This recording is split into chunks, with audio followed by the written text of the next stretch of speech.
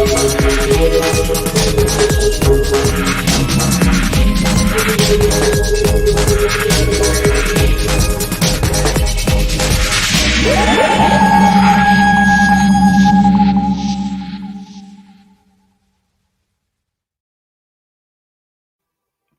everybody, and welcome to the TARDIS Zone on this Wednesday evening. It's nice to see you all here.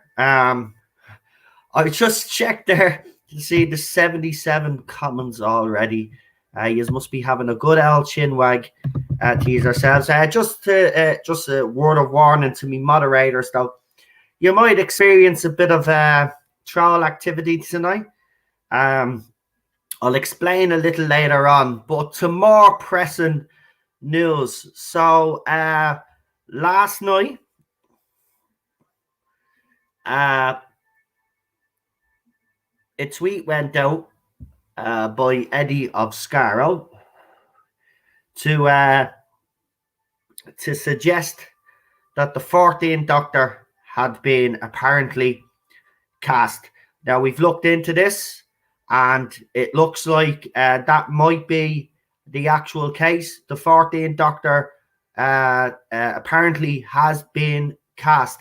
Now, people have been asking me all day, do I know the identity of the 14th Doctor? As of now, I do not know the identity of the Doctor, let alone I don't know the gender of the Doctor, and I don't know whether they're going with a white male or female Doctor, or a person of color, male or female Doctor. At the moment, I know nothing. We're looking into it. Of course, Eddie and his sources, Eddie will be looking into it as well. So we are looking into it. But listen, people have been asking me, well, how come we haven't heard much from your source?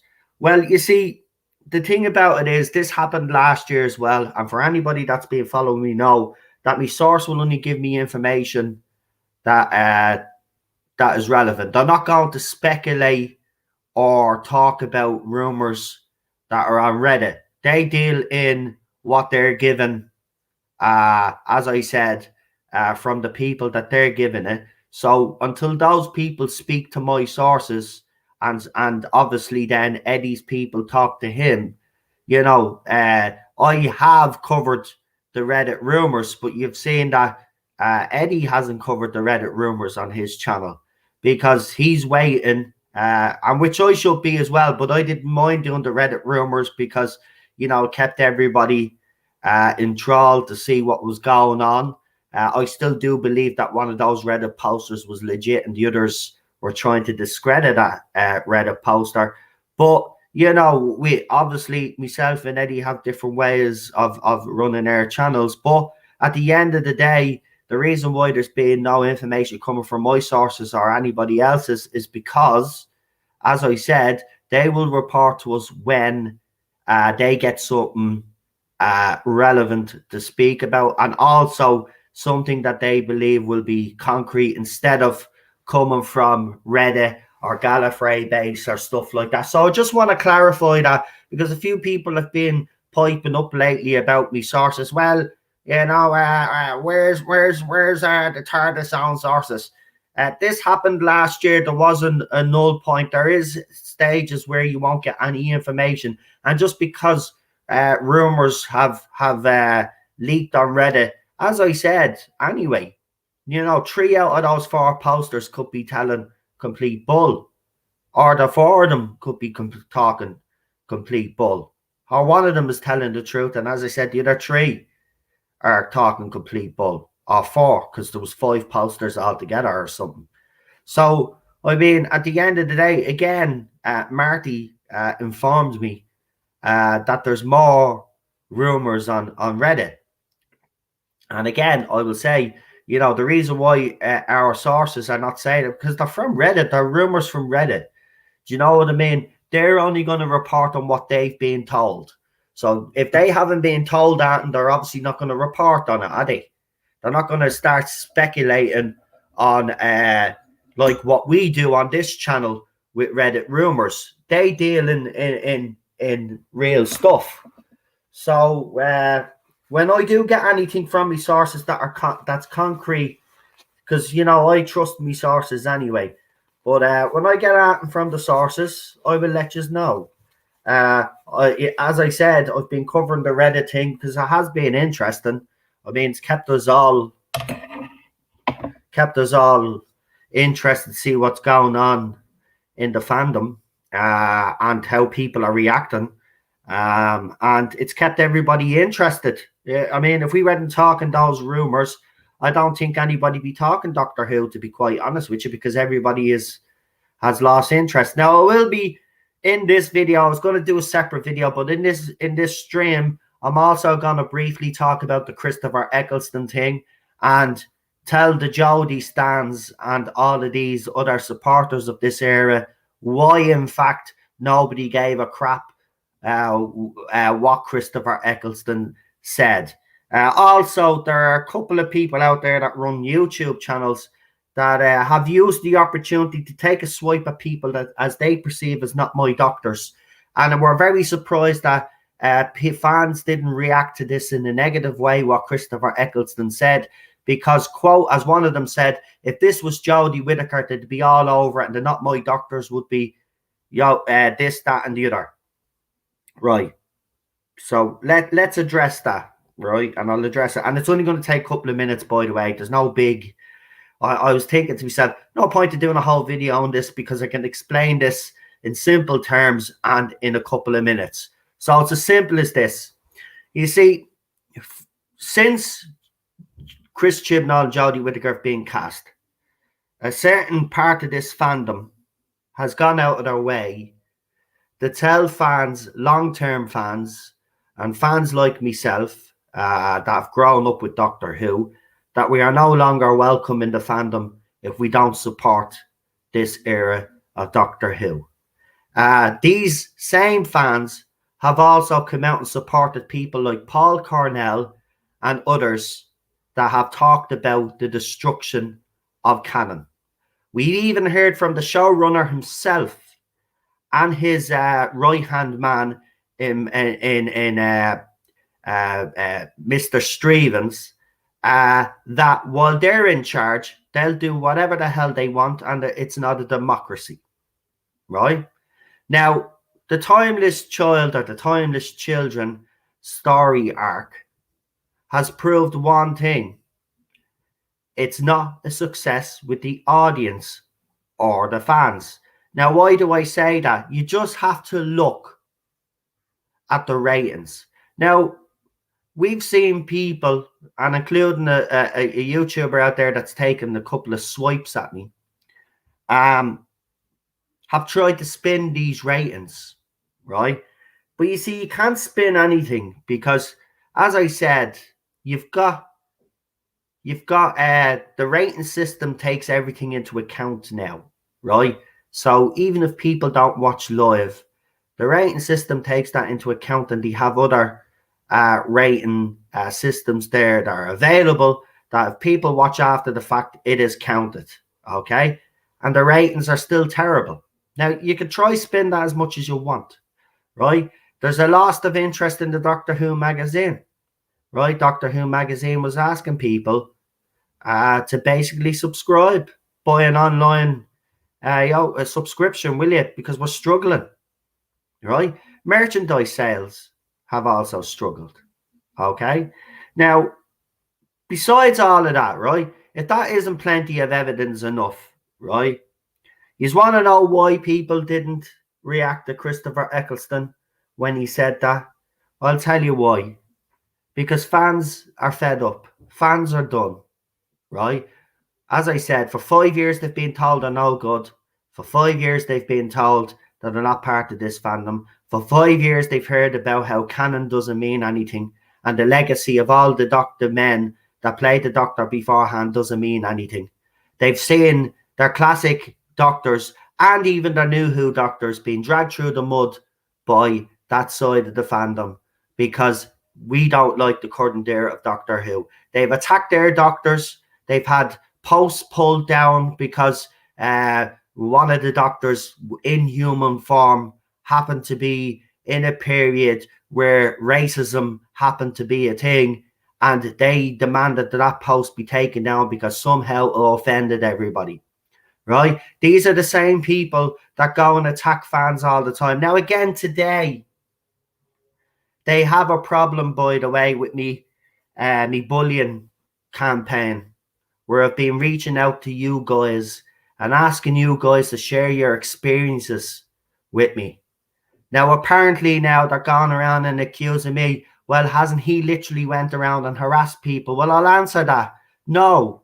And everybody that's here, including my good friend Problem Being Lee, who co-hosts with me sometimes, has seen firsthand. I have not went around and harassed anybody. If you're saying I've harassed people by them setting up fake accounts and then presenting it as I'm the one that's doing it without actually presenting any real evidence that I'm behind these accounts, you cannot accuse me of harassment.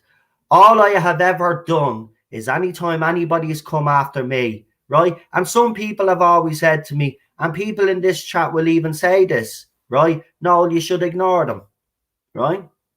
And that has been my biggest weakness over these last 5 years, has been reacting to you people, right? But at the end of the day, people will see with their own eyes, because I've shown all of this, right? That you guys come after me and all I've ever done is defend myself. Now, if you don't like the fact that I defend myself, and you don't like the fact that how I go and do it because I tear you a new one when I do, well, then I'm sorry. Don't come after me.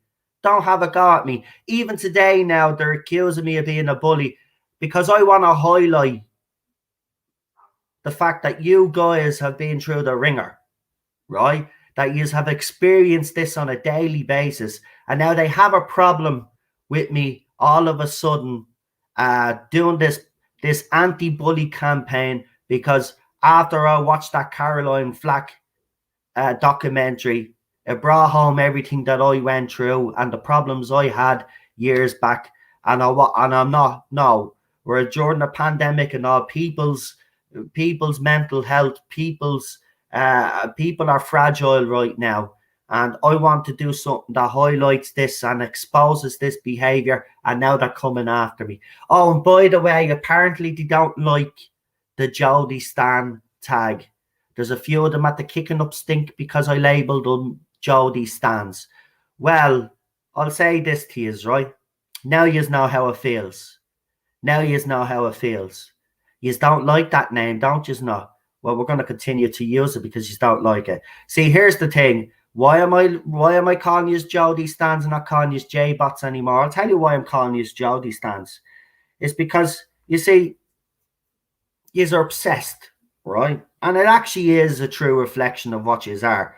But you don't like it. But you see, the thing about it is you've been gone around and calling this side of the fandom not my doctors for the last 5 years, right? Now, we've even got a few people in the chat that we recently picked on and call not my doctors, right? Just because they don't like the current era of Doctor Who, right? If you think that people in here just have a problem with Jodie Whittaker, well, then you're deluded, right? So, because they have a problem with the production team. They have a problem with Chris Chibnall and his writing style and his writer's writing and the fact that the show was boring, right? Now, there are some of us, right, that did use that hashtag originally when the fandom split, right? We all nearly used it. But what happened? We seen, like with every hashtag, a radical, racist, sexist bunch of idiots latched themselves onto that hashtag, right? And they made it all about, well, if you don't like Jodie Whittaker as the doctor, you use not my doctor. So then we came up with a clever plan to change it to not my Doctor Who, right? Because we were talking about the whole show. But again, we couldn't use that because you were still calling people not my doctors, right? So here's the thing. So here's the thing. If you have a problem, if you have a problem with the tag Jody Stan, I don't care. That's what you are, right? You've been going around calling this side not my doctors for the last 5 years. And the sad little surprise for you all is there's about 20 of them left. That's all it is that use that. About 20 people. I could count them probably. If I had 2 pairs of hands, I could count them. Right? That's all there is. Yous call every single fan that doesn't like this heir of Doctor Who and not my doctor. Now yous know what it's like to have a label. So yous are going to live with that label because you've made fans live with that not my doctor label for 5 years. So welcome. Now yous know how it feels. Get upset because that's what you've done to this fandom for the last 5 years, labeling them, right? Not every single fan that doesn't like this era of Doctor Who has a problem with Jodie Whittaker, by the way, which would surprise a lot of you. A lot of people in the chat that even follow me actually think Jodie Whittaker is being let down by Chris Chibnall, and if she had better scripts, probably would have done a better job. I, on the other hand, don't think she's a good enough actress, right? But this whole thing that everybody's sexist, nah, that went a long time ago. People saw the bigger issues, and am I going to say that it didn't originally start off because people were annoyed about the gender of the doctor? Yeah, of course they were. Of course they were. Was it genuine? Yes, some of them were genuinely upset by that because they thought it didn't fit the narrative. And yes, unfortunately, there are a few out there that just don't like a female doctor because they're sexist towards women. And unfortunately, there is those people in that fandom. But they're not my doctors. There's about 20 of them. But the rest of the fans that is label every day and attack every day and retweet their tweets so a mob goes after them, right? And now you just want to... by the way, someone called me a chicken because apparently they found that you are blocked. If you're blocked, it's because you follow certain accounts out there that have harassed my friends, harassed me, and harassed my wife. So if you're blocked, it's because you're part of that, and I seen a comment from you that was piling in, and that's why your little ass is blocked. I ain't the chicken. I've called you people out for the last 5 years. I've withstood countless attacks on my channel, countless attacks on Twitter, and countless hit pieces on YouTube. And you think I'm running away and scared of you little muppets? 5 years. Go nowhere. I won't be going anywhere. And I'm going to keep calling out user behavior. Going to keep calling it out because these are, as I said, these are the biggest stain on this fandom. These are disgusting. Even today. Now, I'll give you a laugh. Came across a couple of tweets. I was sent a couple of tweets. Replace the word who, Doctor Who, or replace a title of... No, it was replace the title of the show with the word pussy. Right? Then someone start talking about sticking a stick of celery up Peter Davison's butt. Right? I showed this on Twitter, by the way. So people can back me up on this. Everybody is saying that people have actually reacted to it. Today, the new one is replace the word with the CUNT word now. Again, I've shown that. But this is why they're going mad, by the way. Because now, I flipped it now. I'm actually showing... Well, I used to do this, but I stopped. But I don't care. I'm not stopping anymore because I'll tell you why. They're going after people that we know, right? But also, right, I'm not putting up with this anymore because it's affecting people's mental health. Someone needs to stand up to these kids, right? These kids are getting too much power. They think they run this fandom, right? They think they can tell everybody what they can think, what they can do, and what they can post. Well, no more. I say no more. It's time to stand up to these kids, and I'm going to expose them every time they step out of line. These are disgusting, vile pieces of crap. right? We replaces our words with pussy and then replace the words with the C-U-N-T. What are you at? You dirty, disgusting, vile pieces of crap. You have no respect for this fandom. You have no respect for Doctor Who. You don't.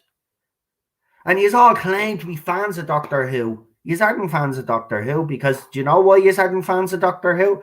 Because ever since you have come into the fandom, you have tried to change everything that's made Doctor Who, Doctor Who. You aren't fans. You are Jodie stans. You are only here for Jodie Whitaker. As soon as she's gone, you will piss off to the next thing.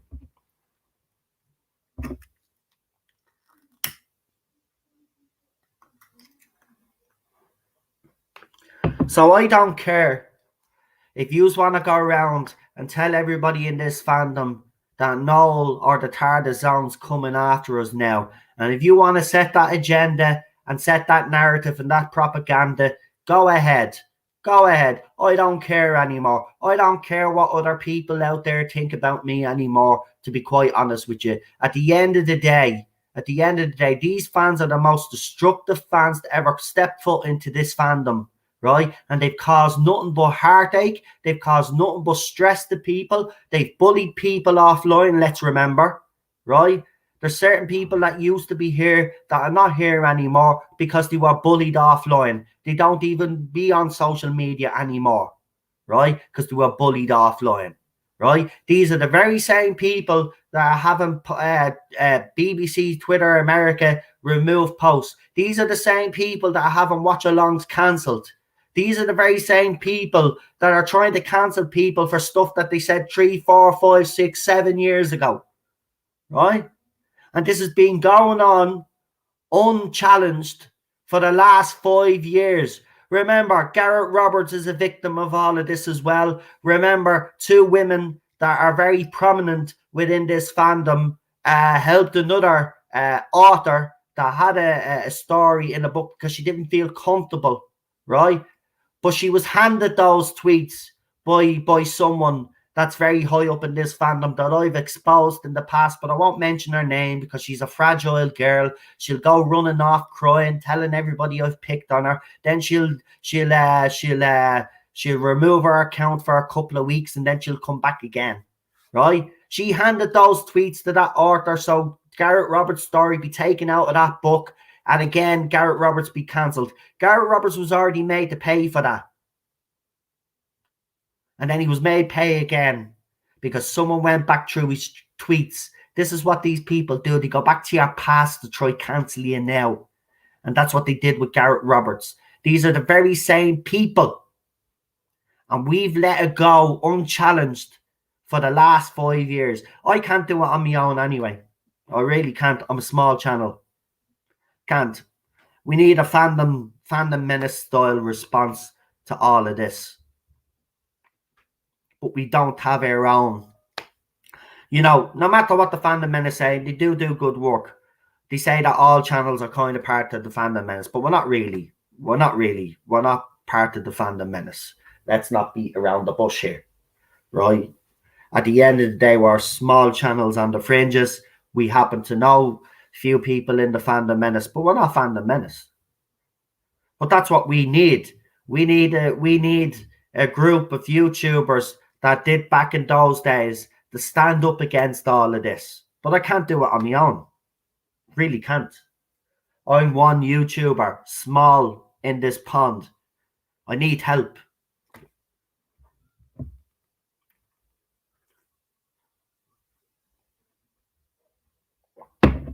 But you see, here's the problem I face. People just don't care anymore. And that's sad because, you know, this is about protecting the legacy of the whole show now. I mean, this is how dangerous these kids have become. And I do believe it has to be tackled. They'll be planning something against me anyway, because I already see it coming. But as I said, let them. Let Now back to what Christopher Eccleston said, though, and then we'll get back to the fuck, because I know you are all here mostly for the 14th Doctor stuff. What I'll do is, Marty did say there's new stuff on Reddit. Might get him on as well.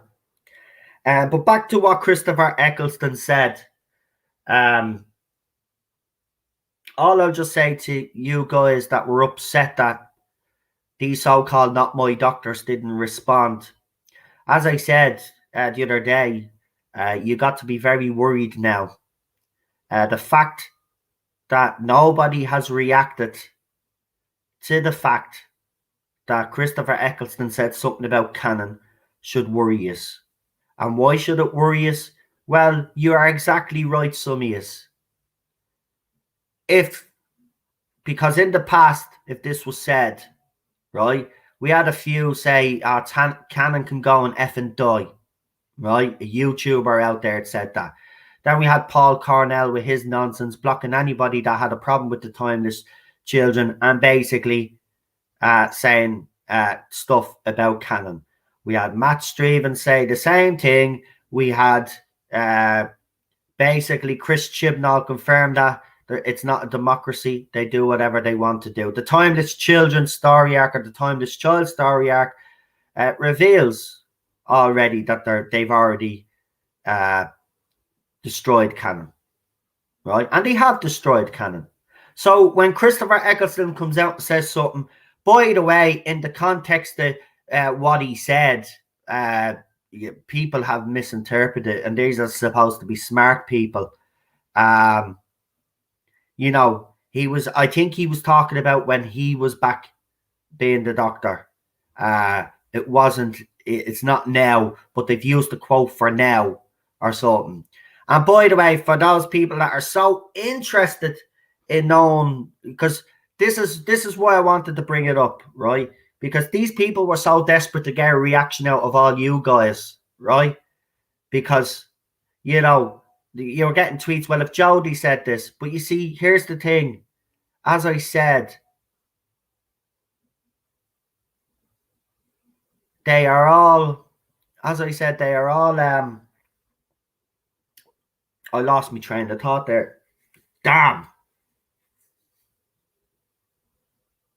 What was I even? Whoa, hold on. This has been happening to me a lot lately, actually.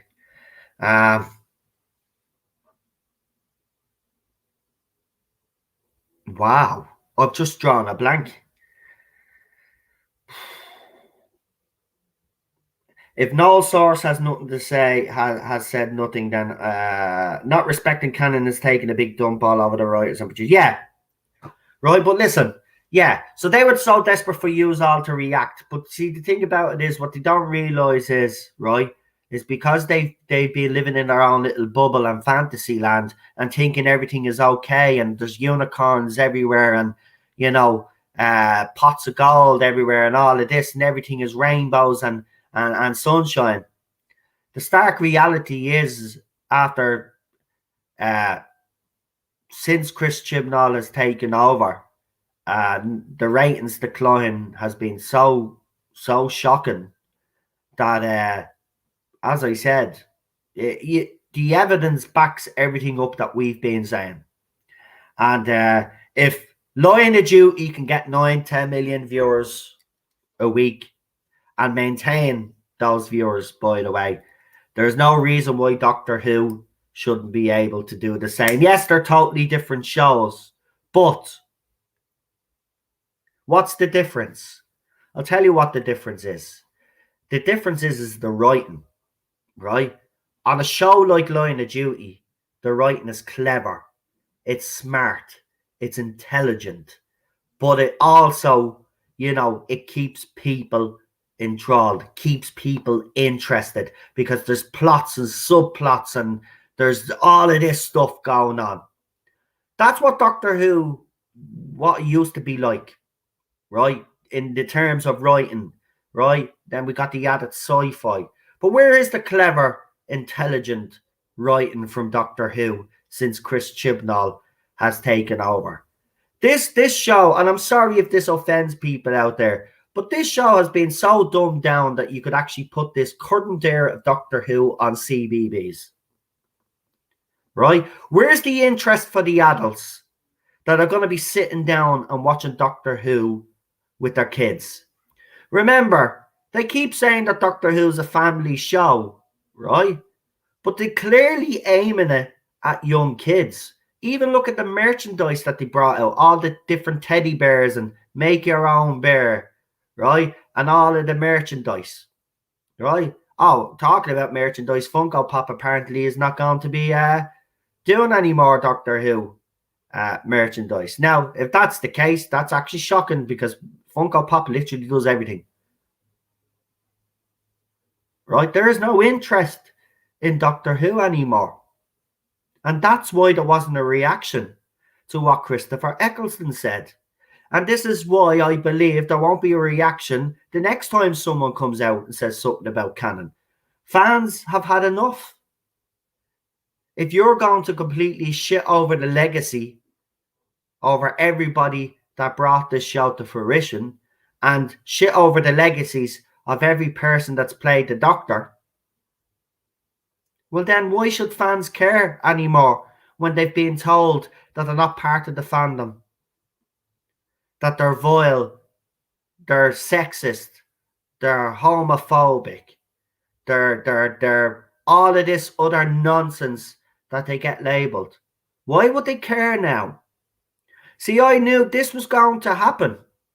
This was going to happen. You were going to push the fandom so far, and they don't care. They really do not care about what anybody says about canon. As far as, see, here's the bigger picture, by the way. As far as everybody is concerned, Doctor Who finished with Peter Capaldi. And this era is just a bad Dallas scene where Bobby gets out of the shower and it's all a bad dream. Right? But in reality, we know that that's not, but that's what fans are, this is what the fans have decided to do. They don't care. To them, this isn't canon. So whatever Chris Chibnall does, he can do whatever he wants to do now. Christopher Eccleston can say what he wants. Even Jodie Whitaker could come out and start banging on about canon and fans are not going to care. Why? Because this era doesn't exist to them. It doesn't count. And that's the harsh reality. And you need to accept that. And the ratings just keep going lower and lower and lower and lower. And I can guarantee you, if Chris Chibnall stays on past Series 13, Doctor Who's good. It's already in crisis anyway. Yous are always a year behind before you cop on anyway. But Doctor Who's in crisis right now. If he stays on, because this is the harsh reality and this is what you need to understand. People don't care about Jodie Whitaker anymore. So the conversation, the ones that are still talking about Jodie Whitaker being the Doctor, right? And, you know, and bringing that a woman can't be the Doctor, right? That argument's well gone, right? People are past that, right? There might be still a few out there still banging on about that. We don't bang on about that. We already know what Jodie Whitaker's flaws are, right? She wasn't the right actress in my opinion, right? But here's the thing. Nobody cares. And nobody will care ever. Because, as I said, this era of Doctor Who to them does not exist. So, as I said, they can bang on. You can bang on about how fans didn't react. As I said, if Chris Chibnall stays after Series 13, doesn't go with Jodie Whitaker, and he manages to stay and hang on to his job, and they bring in a new Doctor, it doesn't matter who they bring in, right? Because people have gotten past that argument with Jodie Whitaker. To them now, the main culprit to the downfall of Doctor Who and its ratings lies firmly on Chris Chibnall. He's the one that made the decisions in the first place. He's the one that cast Jodie Whitaker. He's the one that decided to take this show in this direction. He's the one that decided to do the Timeless Child story arc. He's the one that gave BBC the brief and told them what to do. Now, BBC could have told him to F off, which I wish they should have done, but they didn't. They let him do what he wanted to do because somehow, as we've heard, they wanted to reinvigorate the show.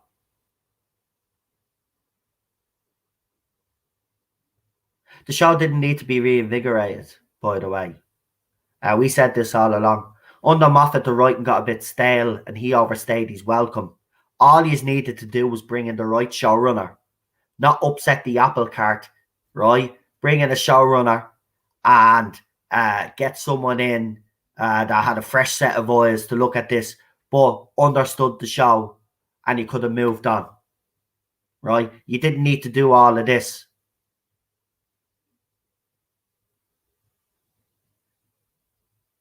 So that's why fans don't care. They don't care anymore. So enjoy our Series 13 because I can guarantee us, as I said, if Chris Chibnall remains, it won't have fans for Series 14. It doesn't matter who the new Doctor is. Chris Chibnall is the main culprit to the downfall of this show. And you guys, you Jodie stans, you YouTubers out there that spin the ratings and all this, have supported this rubbish from day one. And you are also responsible for the downfall of this show.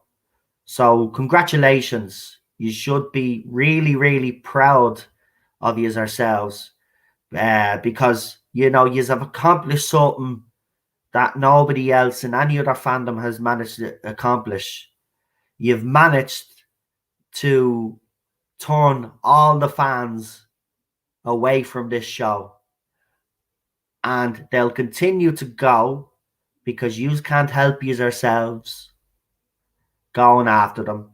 And as I said, Chibnall stays on, guaranteed. Series 14's ratings will be dire. I can already predict it. And listen, we predicted everything so far. All of us did on this side of the fandom. I'm not taking credit for it. We've all predicted how this would go. It's played out exactly the way we said it would play out when Chris Chibnall was announced. You know, there's YouTube videos out there. Even people doing YouTube videos saying how Doctor Who was going to be a complete mess after he took over. And everything that these people have said has come true. So that's the Christopher Eccleston thing. Because, you know, why is everybody pressing 1? Oh, because you're telling people you just don't care anymore. See, there you go. Point made. Fans just don't care. Now, we've got 64 people watching, right? So I know about 30 of you guys are probably regular, and the other 30 are these little muppets. And they're probably, you know, banging away at the screen there, listening to everything I say. But all I'll say to you is this, is that, as I said, give yourselves a tap on the back because you have helped destroy a British institution. You know, I'd be ashamed of myself, but I know this is what yous want. You know, because yous only want the Jodie Whitaker era to exist. You see. The some of you didn't even know. Actually, I remember even interacting with a couple of people when they start banging on how great Jodie Whitaker's Doctor was, right? And I actually came across someone that didn't know that there was Doctors before Jodie Whitaker and assumed that Jodie Whitaker was the first Doctor. We've got fans like that in the fandom. Listen, it happens in every fandom, but these are but this is what the main goal is. They just want Whitaker's there. And they don't like, because that's why they attack. Imagine going to BBC America's Twitter page and saying, oh, take down that photograph of David Tennant as John Smith because him and his girlfriend are racist because they were part of a time where Unfortunately, that was the case, but we're offended by everything from the past and we want to destroy it instead of learning from it.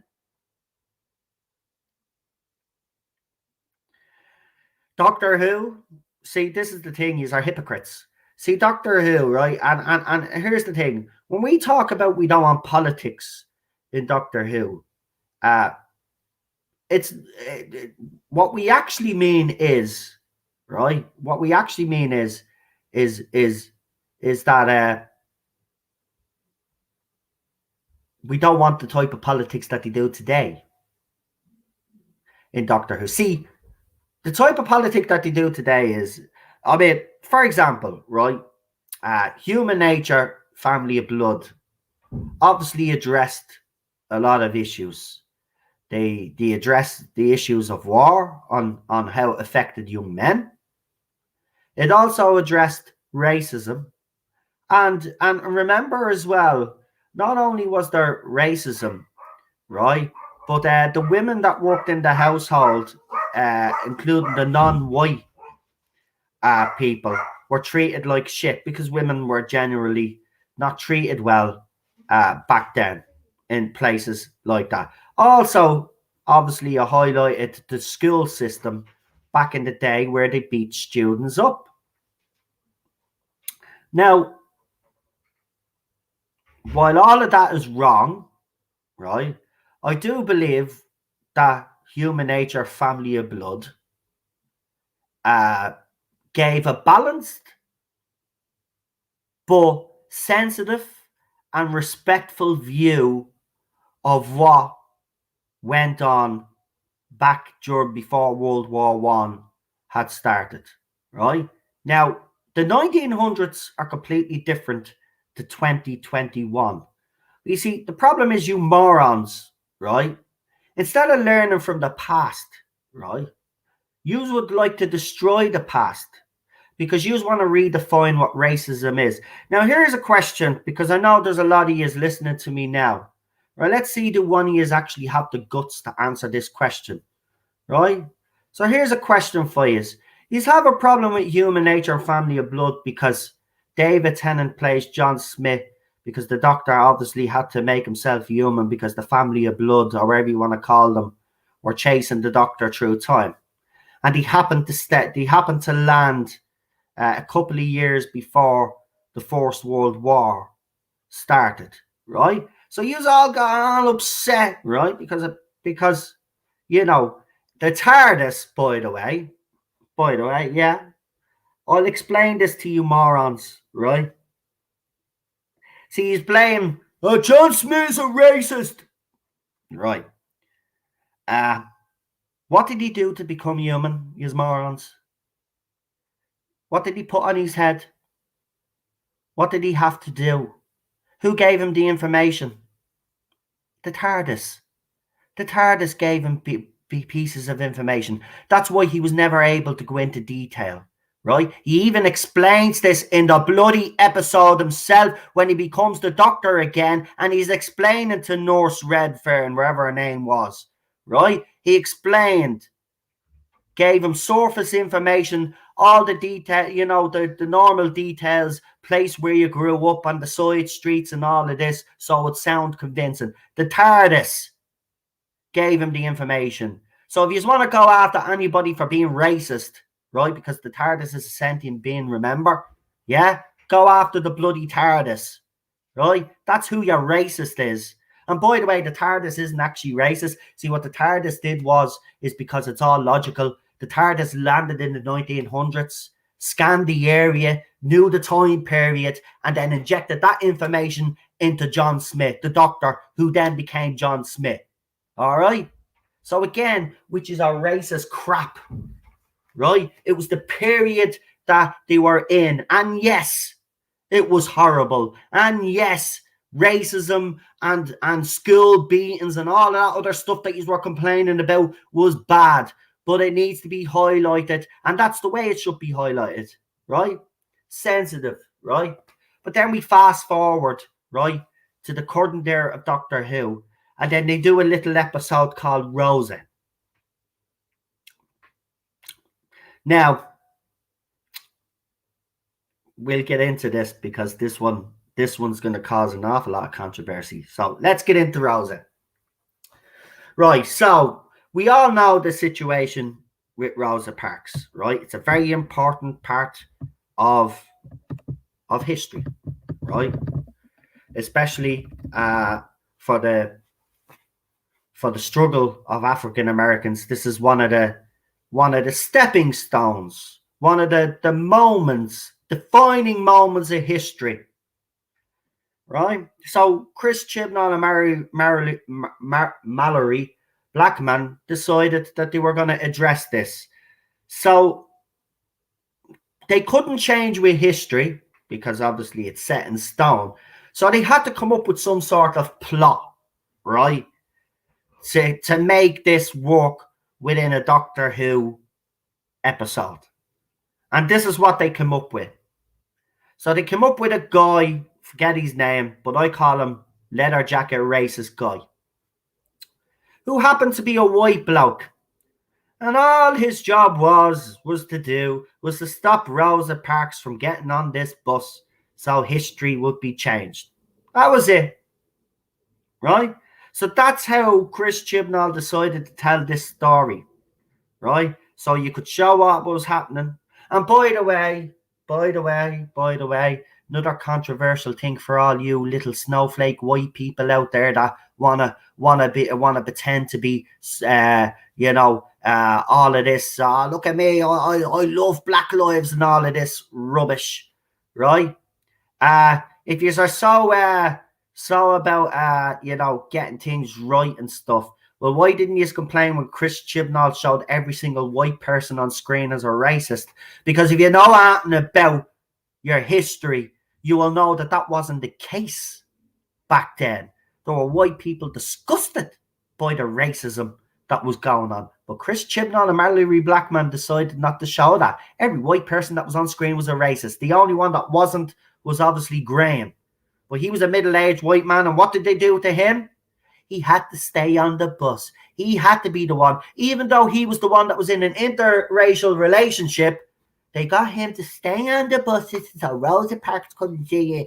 Had to get off a seat. Fuck off. And then a pop song going through, she's getting dragged off the bus. That was disrespectful. And by the way, if you actually talk to people from America, especially African Americans that are Doctor Who fans, and if you actually look on YouTube, you morons, you will find that a lot of people found it disrespectful. And Chris Chibnall and Mallory Blackman have no right to be actually addressing the American civil rights movement, right? Absolutely none. You wanted to do that, you bring in American writers that actually understand it, right? And actually give a balanced view on how it actually was, instead of portraying every white person as a racist and the stupid plot that they had to come up with so he could stop ridiculous. Absolutely ridiculous, man. Absolutely ridiculous. Human Nature Family of Blood dealt with the issue in a sensitive manner. Rosa Parks' episode was a disgrace. An absolute disgrace. Demons of Punjab is another one. Well, I won't get into that one, but everybody knows what the problems is with that one. Anybody that actually knows their history again will know that basically what Chris Chibnall did in that episode was disrespectful, right? A lot of disrespectful stuff going on in those episodes. And you have to talk to the people that have been affected or have had family affected by these incidents or these moments in history, and they will tell you that it was highly disrespectful. He gets a pat on the back and he gets told he's doing great work. He's not doing great work. He's not. Like everything else, Chris Chibnall is lazy. He couldn't come up with a decent plot for Rosa Parks, so he came up with this, let's bring a white guy in that's escaped from prison or whatever it was. He was so stupid. Let's make him white and let's make him a racist. And let's get him to come back from the future to the past to stop this bus.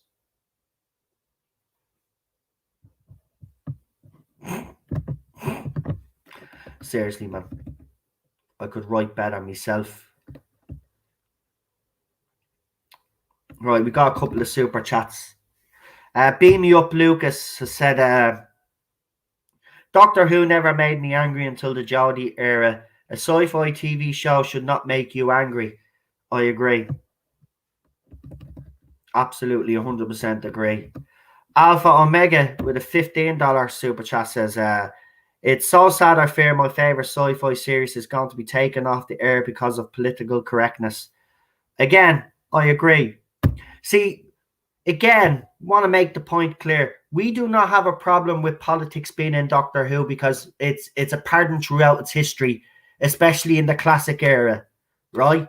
But it's how they did it back then, right? Even in New Who, when RTD wanted to address political issues or sensitive issues, right? Same with Stephen Moffat when he did the whole thing on depression, right?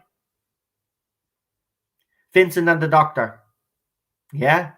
That made probably everybody's favorite Matt Smith episode, Vincent and the Doctor, right? It's highly emotional, right? At the end, you're in tears. And it was beautifully handled, right? Then you have things like what Chris Chibnall did, right? So apparently, as I said, Manip Gill is being bullied. Our character Yaz is being bullied. But we haven't seen much character development on that, to be quite honest. Also, we have that horrible scene with the Doctor and Chris Chibnall, the Doctor and Graham O'Brien, when Graham is genuinely worried. Now remember, Doctor's an alien, right? Doctor has a time machine. You mean to tell me that she couldn't bring Graham to a place in the future to let him have that test, to put his mind at ease, or to even have those little words of wisdom to say, no, listen, you'll be fine. You'll be grand. She could have scanned them to say, no, you're fine. The cancer's not coming back. But what did she say? Because it was what she was given to read, by the way. So this, again, is Chris Chibnall's fault. What did she say? I know I should say something here, but I'm socially awkward. Right? So, again, as I said, if you guys think that we still have a problem with Jodie Whitaker, well then you have miscalculated. The biggest issue that we have is Chris Chibnall and his writing team.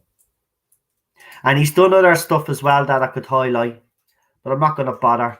But I will say this, the way he represents gay and lesbian people in the show, or bisexual people in the show, is absolutely disgraceful.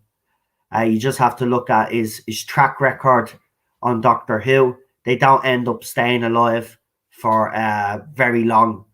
He's very disrespectful. Again, it's stuff that we always call out, but you guys will praise it because even if it is for 20 seconds on screen, yous are happy with that. To us, that's not how you do it. That's not how you represent people properly. And if you're going to do it, you have to do it with respect. And you have to give the topic of conversation, the topic that you're trying to highlight, the time and opportunity to develop and grow, and also to be respectful to that topic. But Chris Chibnall has never been respectful to the LGBTQ plus community, as you all call it. He's never been respectful when it's come to highlighting very sensitive issues like mental health, which what he's tried to do with Yasmin Khan, and it's been pathetic. A couple of lines here with Ryan, and then a whole a little brief story about a copper or something that gave her a 20 pence piece or 50 pence piece is not explaining the years of abuse that she was apparently supposed to go through. And if you think that's enough to get the audience invested in that story arc and to believe that she was bullied, well then again, as I said, he's the wrong writer to do that. And these are the things that I've been calling out, especially the past year. The Jodie Whitaker is not the issue here. Chris Chibnall is. Stephen Morris says, with a 199, too many channels sucking up for free set visits. Exactly. You'll get a lot of sellouts in this fandom because there's a benefit of being a sellout. And they could continue all they want to come after me and stuff. But at the end of the day, it's at least I have me integrity. It's at least I have me honor. And it's at least I don't shield with company that's shitting on a TV show that I claim to love, that these people claim to love. I'm sorry, no amount of free visits to a set or no amount of free freebies off the BBC, as in, i.e. merchandise, is going to make me change my mind or change my opinions about how this show was run. Certain YouTubers and Twitter accounts out there ought to be ashamed of themselves. Ought to be ashamed. Listen, we used to have some on our side that have obviously went to the other side, and it's so pathetic to see them shill the other side. Oh, I used to be a Not My Doctor. You went to Not My Doctor, you fucking idiot, because nobody was ever a Not My Doctor. We just used the hashtag, you fucking dope.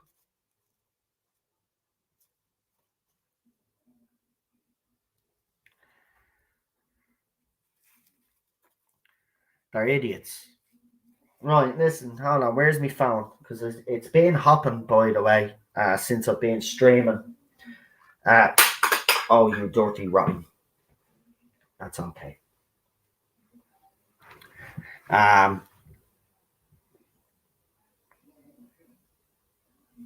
Let me see. What have I done now? Right, so we'll get back to the main topic. Obviously, I did say we were talking other stuff as well. But back to the 14th Doctor. I don't know who's being cast. I don't know the gender. And I also don't know if they're going to go with a male, female, or if they're going to go with a person of color. As I said, though, I'm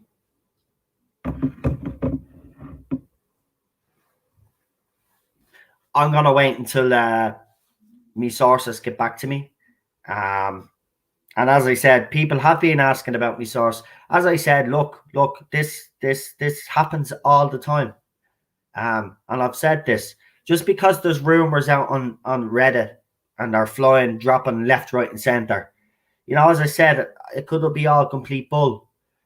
Me sources will only come to me when they actually have something that they've gotten off their people and they believe that is, you know, is reliable enough to put out.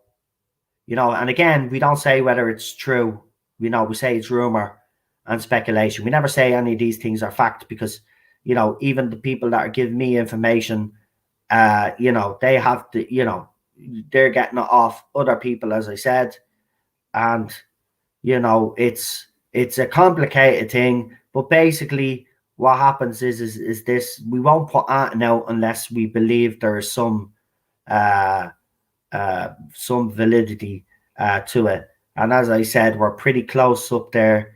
So, you know, I mean, look, you just have to look at the channel's past record, no matter what other people in YouTube videos say about this channel.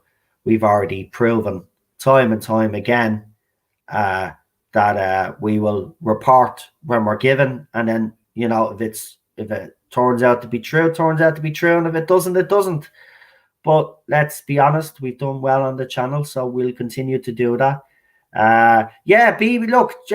Look, Wenger and all is complicit as well. But I mean, right now, Chris Chibnall's the one that's writing. Free now, Noel, if you want me on. And Alpha says, I think there's a lot of misinformation out there. Yeah, Marty, I'll send you the link now. Hold on. I'll send you an email, actually.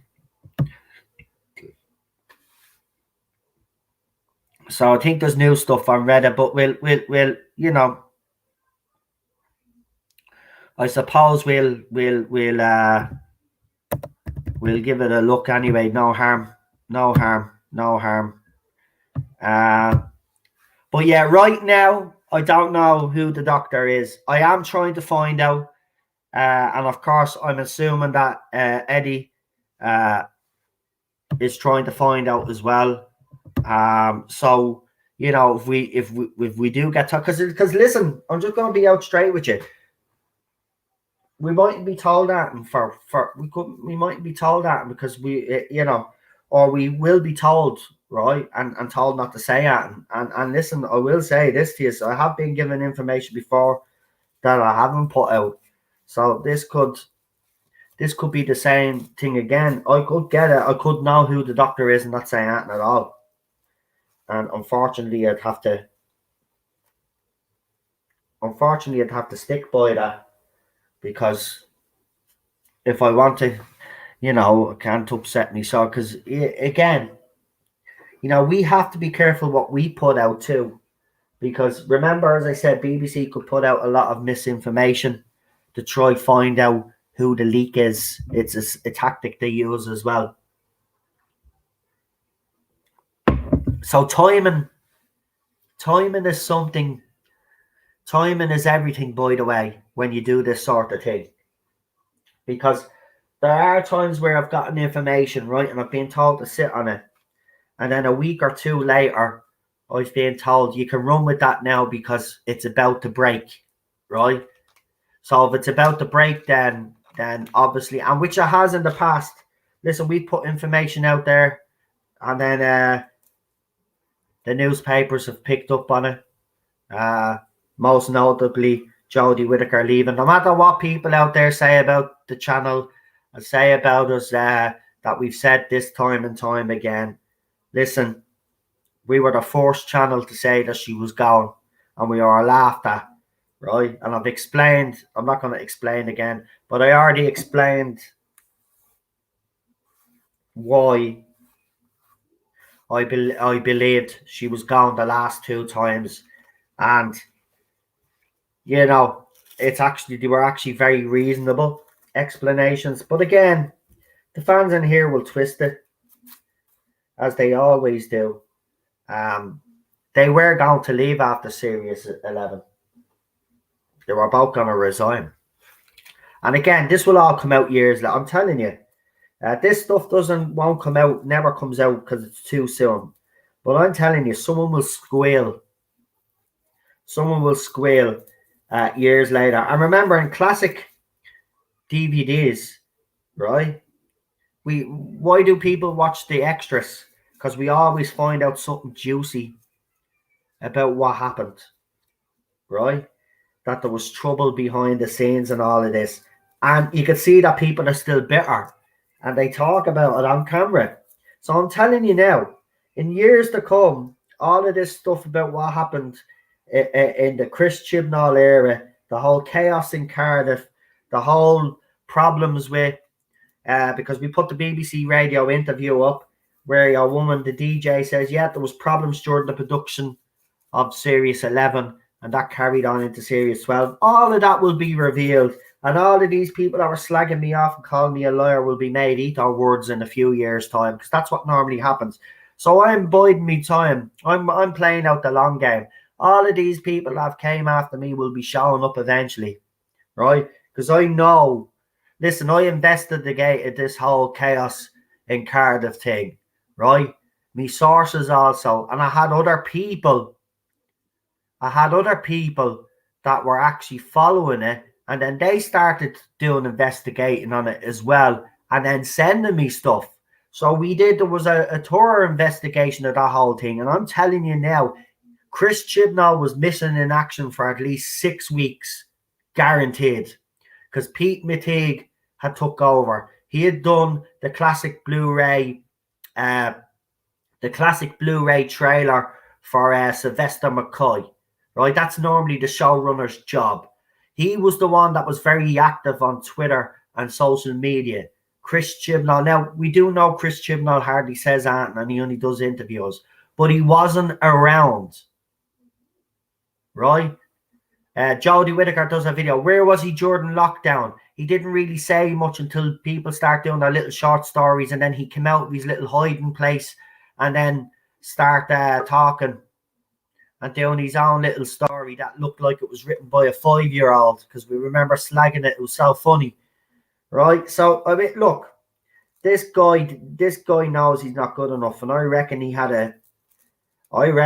and there's no shame in it, but I reckon he had a moment of crisis and thought he was way in over his head because Series 11 didn't go the way he had planned.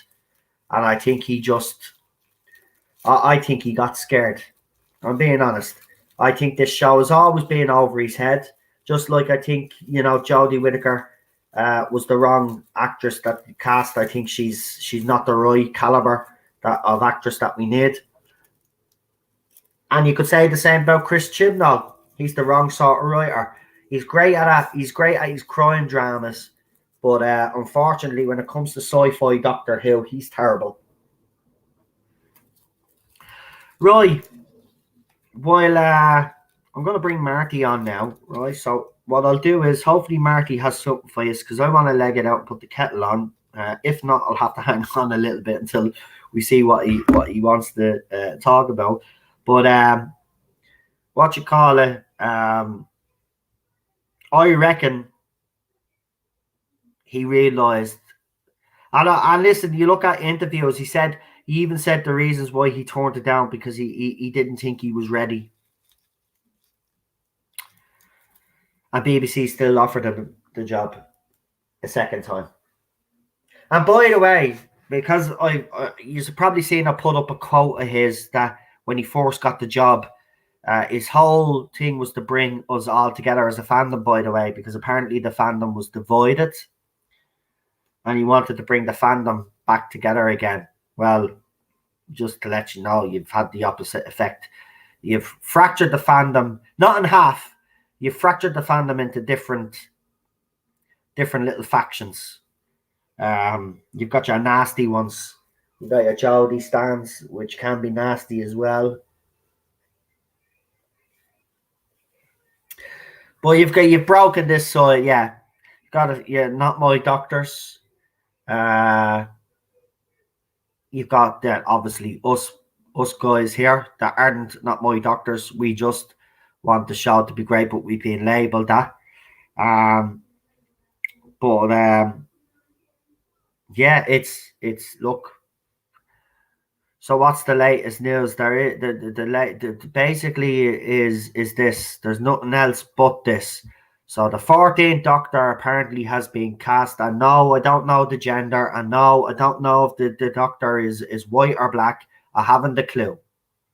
Okay, we are gonna ask our we asked their sources, but apparently the 14th Doctor has been cast. That's all we know. Now, we mightn't even get an announcement on who the 14th Doctor is for a few more months, because remember, they're still filming Doctor Who.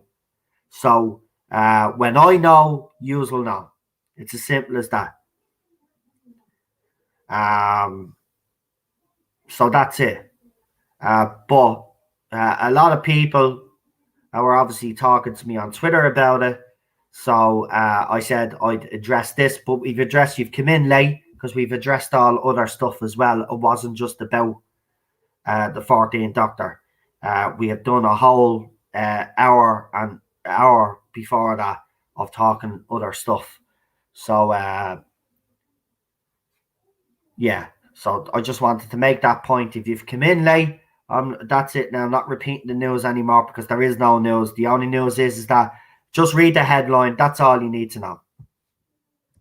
Right, let's bring Marty on because I think there is some new stuff on Reddit. Now, why am I covering the stuff on Reddit? Some of you are fed up, some of you aren't. And I'm doing it for the people that aren't because it's interesting. It's keeping people interested.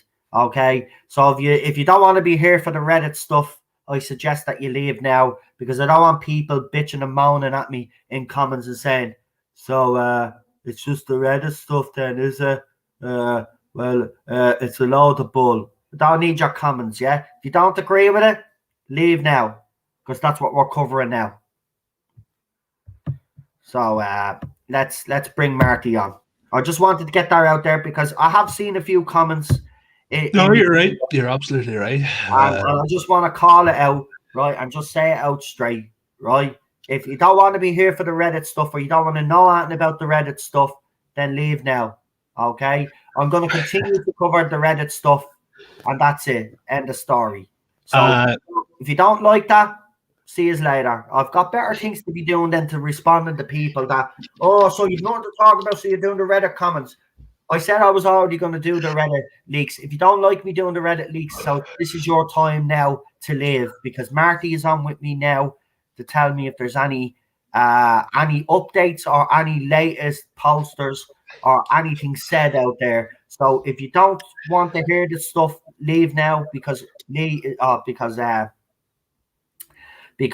Marty is here. Yeah. I don't know why I have a problem being on the head. Your song has gone through my head, Lee. What have you done for me lately? Seriously, hey, you have. Something? I'll just come out with you straight, but I can keep your lovely listeners occupied. If you want to go and do whatever you have to do, I can keep them occupied for 10 or 15 minutes, whatever you have to do. What about Gallifrey Base? Yet unknown. We do cover stuff on Gallifrey Base as well. And listen, we make it very clear. We said and Marty will make this clear to you once I'm gone, that the stuff that we're putting out on Reddit, it's all rumor and speculation. We're not here saying it's fact. Sure, some of them might be complete bullshit, right? But we're making that clear to you all. So I'm going to leave Marty to take over now, and hopefully everybody will like him better as a host, and my ratings might I'll be back in a minute, folks, right? Marty, I'll leave the floor to you, my friend. No bother. Go ahead. That's grand. So, evening, everybody. How are you all doing? Great. Make me a drop of tea there, will you? So, I come back with rather strange news. I mean, there's been a lot of bullshit over the past 4 or 5 days on Gallifrey Base, and a lot of it on Reddit too. But I've been made aware of rumors. There's people actually contacting me now on Gallifrey Base, mentioning Noel, mentioning me, myself, knowing that I be on here talking. So, you know, we obviously have an interest in that. We obviously have an interest somewhere on that page. But the rumor, I've seen rumors, but they're baloney. Just know to read them. They're absolute. To quote the President of the United States, it's absolute malarkey. It's a load of rubbish. What I've heard, though, what I've seen, and everybody seems to be chatting about this now at the minute, is one of the rumors that's going around, and this is the one that's sort of the main talking point at the minute, is there's supposed to be going to be a story set, or if it's a story or the series, I'm not entirely sure. Again, I haven't looked at this properly. I probably should have looked at it before I came on here. There's talk that historical figures are going to be revealed as unknown incarnations of the Doctor.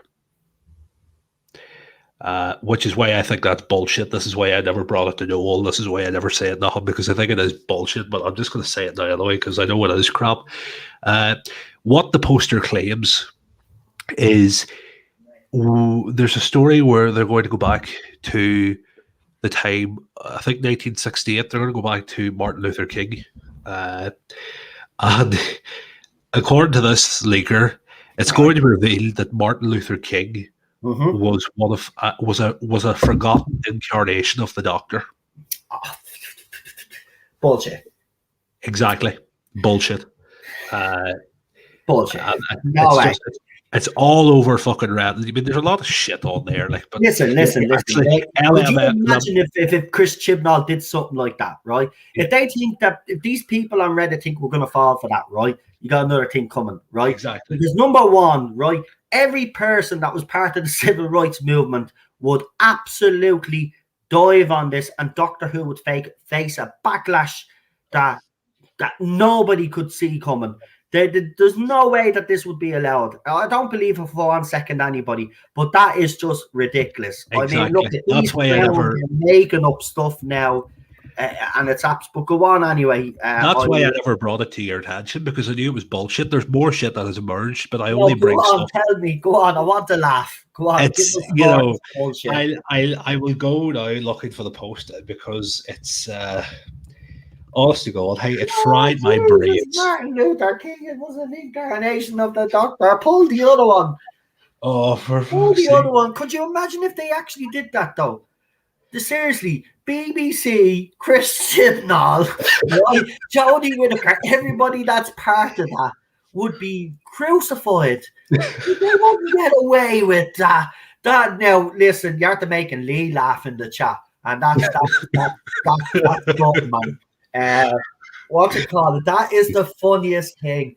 Seriously, you morons, listen to me. If you're gonna make up fake Reddit leaks, at least put some effort into it. I'll put some effort into. Jesus Christ! Martin Luther King. Should be saying Jesus is an incarnation of the Doctor. That's why he was able to come back after 3 days. Yeah, when he was put inside the tomb, he just held off on the TARDIS. Yeah, that's what I meant. That's I figured it out. Jesus is the Doctor. Think about it. He dies on the cross. They take him down. They put him in a little cave, put the stone right. He regenerates, but can't get out for 2 days. Eventually gets out, and then is seen by who was it first? Thomas, right? And then there you go. He disappeared. Apparently he went Holy Spirit, but what he got into his TARDIS and zoomed off somewhere. See that compared to the Martin Luther King stuff that you came up with, it's at least what I came up with actually makes a little bit of sense, because I've used real life events, to make it sound like it could have happened. Oh my God! Seriously, Martin Luther King. Next they'll I don't even want to. Next they'll say it was JFK. He was a fucking incarnation of the Doctor. Jesus. There's a YouTuber called who's about to make it up these rumors. And I'm trying to figure out who this is now. Yeah, do me a favor though. Don't give them any don't name their name over the air. Tell me in the private chat. We're not gonna give this person any legs, if you know what I mean. Yeah. If they're making up fake stuff like that, we're not gonna give them any airtime, is what I meant. In Ireland, we say any legs because you put out a rumor, then it gains momentum. So any legs like walking. I believe I had to explain that, but 2021, for Douglas though, with a $5. I just want to read these out while you look for that post. $5 super chat. Douglas Nelson says, for continuity, Joe Martin should be Jodie's successor. It would also be a decent thing to do for Martin. Again, that would be the logical. Right. There is a let me see this here now. Right, I've got the original post here now, and do you know what? I'll just read it because I'll give you all a laugh. So, anyway, I'll not read the opening paragraph because it's crap. But basically, this guy claims to have went on a date with somebody. I know who it is because Stephen Morris is at the throwing up, and I know exactly who it is because that person actually sent me information on Twitter and tried to make it out. And then when I called them out for it, then they came out, but it was an April Fool's joke. Now, I know who you're talking about, but I'll read Stephen Morris's tweet message first before you read out, because this is relevant to what you're about to say now. Yeah. So, hi, Marty, it's a YouTuber called, we won't mention him while he's done that, who has admitted making these Reddit rumors up. Just thought you should know he's messing with you guys. Noel, will you type to me who it is? Because I think I know, but I'm not entirely sure. It's Stephen Morris. He hasn't put his whole name in because we told him not to give him any airtime. But you got the private YouTube channel begins with a. Oh, I know who it is. I'll tell you who it is in the private chat. It's It's this guy. I think this is his name. It's close, but this is what I think. This is who I think he's talking about. Oh, I that. Oh, Yeah, yeah, yeah, that clickbaiter. yeah. Him. So apparently he's the one. He's saying that he's the one that's making up all the rumors on Reddit. Anyway, to hell with him. But I'll go on and read this anyway. So But he this didn't guy, say which rumors. If he's saying yeah, he made them all up, he's not that intelligent. I'm sorry, but he's sad if he went I to do them believe now one of right those now. posters was legit, and I do believe, as I have said from the very beginning, that some of these J bots or Jody stands, wherever you want to call them, use ourselves personal, I call them Jody stands, have been making up stuff to discredit the other person. But go ahead, let's see who else. So basically, I'll skip through most of it's sort of nonsense, but I'll skip down through. So basically, this post says that Jack Robertson is somehow going to team up with radicalist Zygons who want to overthrow the government. And it's going to be seen as a comment on the current conservative government in the UK. It'll also feature a new Time Lord character. Basically, there's going to be a load of characters on it who are similar to prominent government figures, the likes of Boris Johnson, Dominic Cummings, all these guys. If you're into your politics over in England, there's going to be a lot of characters that will be playing on. Yeah, exactly. There's going to be a lot of characters that are playing on politicians. It's basically, I think it's going to, the episode, if that's true, it's going to be sort of a comment on the current conservative government, if that's what you call it. Now, personally, if he's know me, if he's following my Twitter, know me, I absolutely despise Tories. But moving away, I don't see the point of doing that in a story. But anyway, there's this character, Nigelic Crouch. I don't know what. I'm not even going to read it because my brain's fried even looking at it. I can send you the link to it, though. And this person claims that Pete McTeague is taking over. This Pete McTeague's coming up again for Series 14. And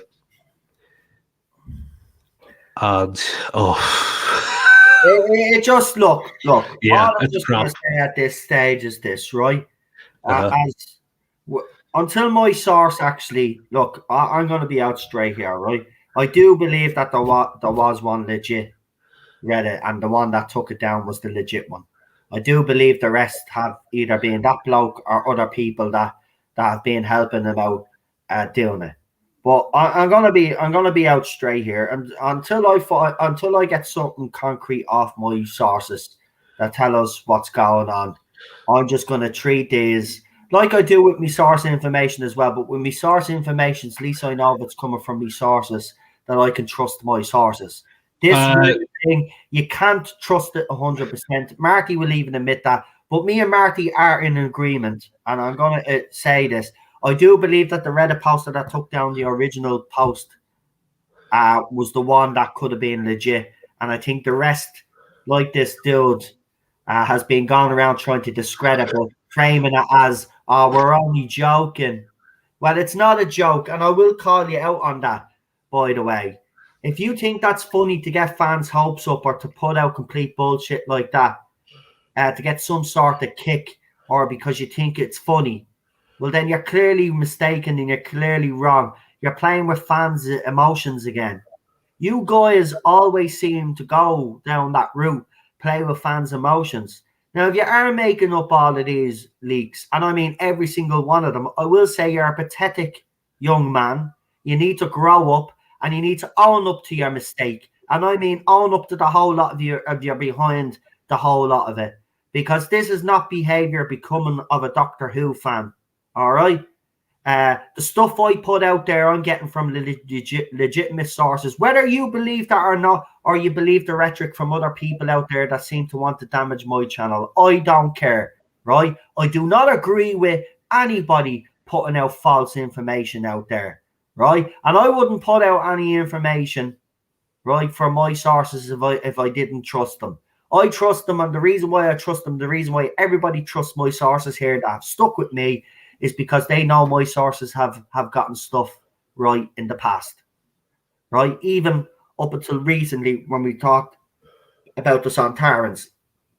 Now, other people tried to take credit for that, which was ridiculous, but we were the first channel to announce that the Sontarans were coming back, and we were right. And that's only recently. So, again, when my sources come up with something and they come to me with something, I'll report it. But you know, I'll have more benefit of the doubt with my sources because they've come through in the past. These Reddit leaks right now, I don't know what to believe. I really don't. And if this young man has made them all up, well, you ought to be ashamed of yourself and you should apologize to everybody out there. But I will add, I do honestly do believe that what that poster that originally took down that post might have had something in their information, and this other guy and other people then decided to come out and contradict them because, you know, that's what they do. They try to discredit people. So basically, I'll say I've found the original post now. The poster's claiming that the Doctor somehow ends up in the civil rights movement and somehow has to protect Martin Luther King from the guy, the racist from fucking Rosa. And somehow Yaz ends up getting killed in this episode, and it's revealed that Martin Luther King is a Time Lord. No. Exactly. That's why why it's bullshit. That's why it's bullshit. Right. Manip Yasmin Khan, as much as Doctor Who fans wouldn't mind seeing her demise, because you know, we don't like the character, so we wouldn't care if she died.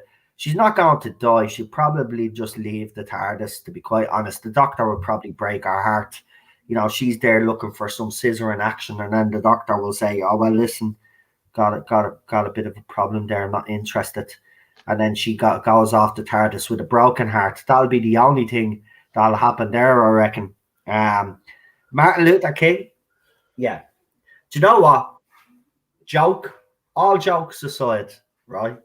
All jokes aside, right? If there was any iota of truth in this, right, or information was starting to come out where I thought this was possible, I would love them to do it. For one reason and one reason only, because the backlash will be so immense that they would have to actually cancel Doctor Who. Because if these fans don't respect the legacy of the show, if Chris Chibnall doesn't respect the legacy of the show, well then let it self-destruct. Let them destroy it. Because someone will come along in 5-6 years' time and will resurrect the show again. Let this era die along with the show. Just let it die. Just cancel it. Done. Let them do it. I know this is a joke, but I wish they would do something like this, because it would show everything that we've been trying to tell you, is that he's a disrespectful little twat. When it comes to highlighting issues like this, he hasn't got a clue. Imagine. I don't think he would do that. To be quite honest with you, I think he's more... the person that came up with that is a dope anyway. They lack intelligence, probably sit at home all day on their computer, nothing better to do, can't interact with humans, probably never seen a real woman in their life except their mother. And this is what they do. They've nothing better to do but to do hit pieces and to do stupid little Reddit leaks. And then to go on, imagine to go on to a video. Yeah, so apparently he did a video to say that it was all bull, right? But it was only later on Twitter then he said it was all a joke because he was getting called out for it. So, no, sorry, wasn't a joke, and you're still going to be called out for it. If you don't sincerely apologize, you know, I will expose who you are. I'll let everybody know who you are. I'll do a video just dedicated to you, and I'll expose that you're the one that's been putting out all the leaks, and you're the one that's been causing upset in the fandom. And you know what? I know your own side won't eat you up and attack you the way they would attack one of us if it was us doing it. But I'm going to expose you to everybody that you're the one that's putting out all of these false rumors and getting fans' hopes up and trying. And by the way, the only reason why you're putting all of these leaks out is because you're getting some sick satisfaction out of it, right? And the thing about it is that it's disgusting what you're doing. Disgusting. You're lying to fans. You're lying. Even if it was a joke, which I don't buy for 1 second, by the way, because it was only after you got called out that you're actually saying it was a joke. And then because it happened to be around April Fools, you thought you'd use that as the excuse. Well, your excuse doesn't wash with us. We're not tick. We weren't brought up yesterday. Yeah, that's the difference between us and you kids, right? You think you are smart, but you are really stupid. You think we're stupid, but we're really smart. So cop on to yourself. And yeah, I want to see an apology video.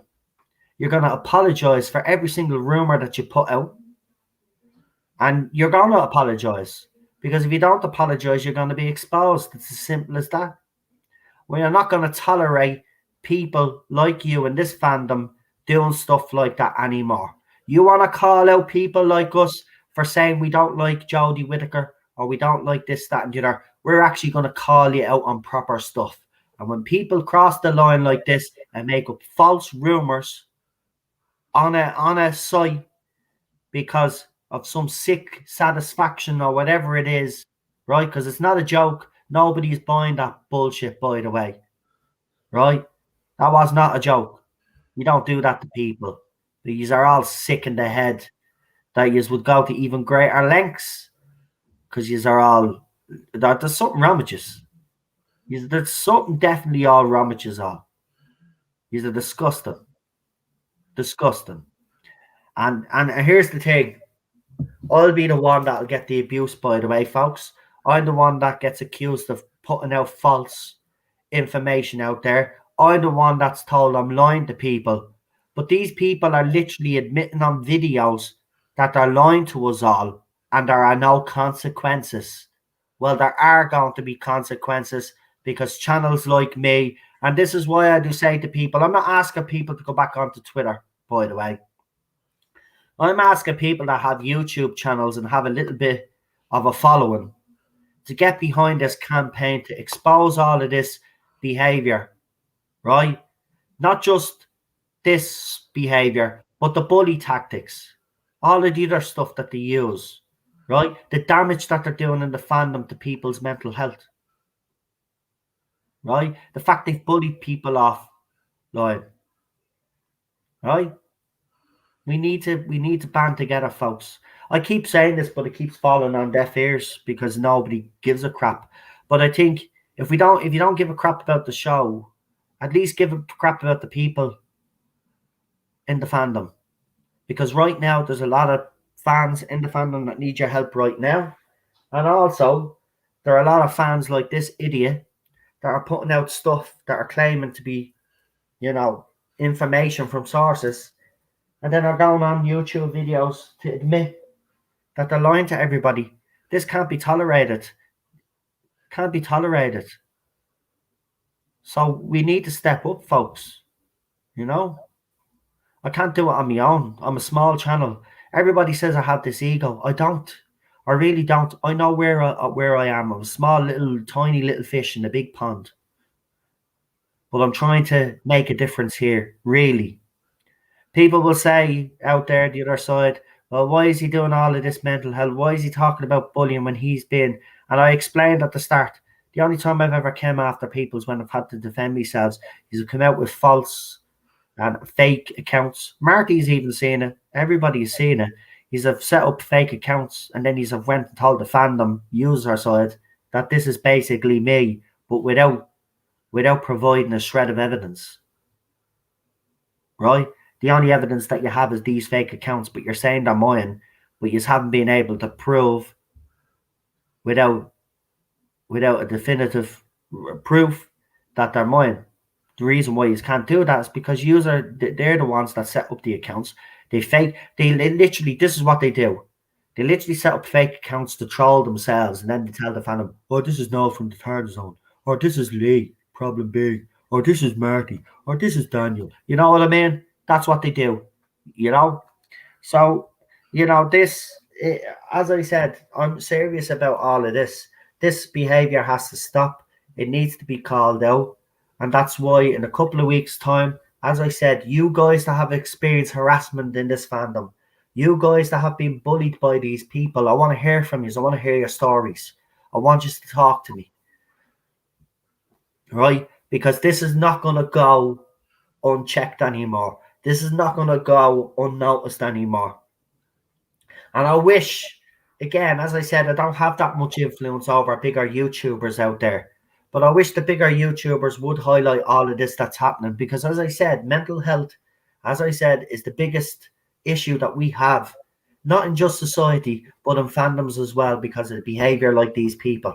Could you imagine the rumors that he put out, right? Just let's say, there would have been a lot of fans that got their hopes up, right? So this is what I'm talking about, the emotional side of it. That has an impact on people.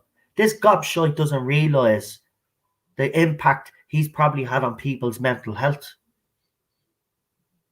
I'm serious about this, right? People can argue about, and they can get into all of this. Oh, Noel used to do this and Noel used to do that, right? Whatever I've did in the past, I've always defended myself against those. And sometimes maybe there were times where I should have kept my mouth closed. Yes, I'll admit that, right? But don't get it twisted. I don't harass people. I've never harassed anybody. I've only went after those that have came after me, or came after Daniel, or came after any of my other friends. Simple as that. I've highlighted the issues. And if you call that harassment, then fine, fair enough, I'm guilty of it. But everybody could see, listen, I've showed the evidence over the last few years. I used to do slideshow videos, cover their names, and show you all of this so-called evidence that's supposed to be me. And I've shown it to all you guys. You have all seen what these people are capable of.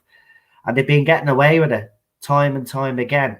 And we don't have a Fandom Menace style kind of group where YouTubers have banded together.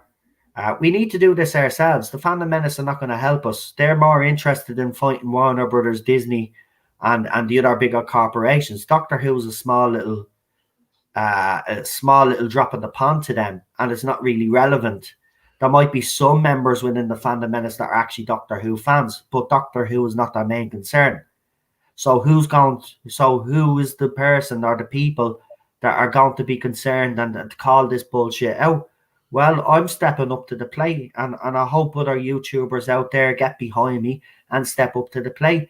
Even if you haven't used your channel in a long time, come back. Say your piece, call this stuff out. Have panels on it, put it to the forefront. We need to get people talking about this. We need people to understand that this type of behavior is not going to be tolerated anymore. That they're seriously affecting people's mental health, and people have went offline, right? And there's still people that have went offline that we don't know if they're okay or not, because we haven't heard from them. So we don't know whether these people are still around.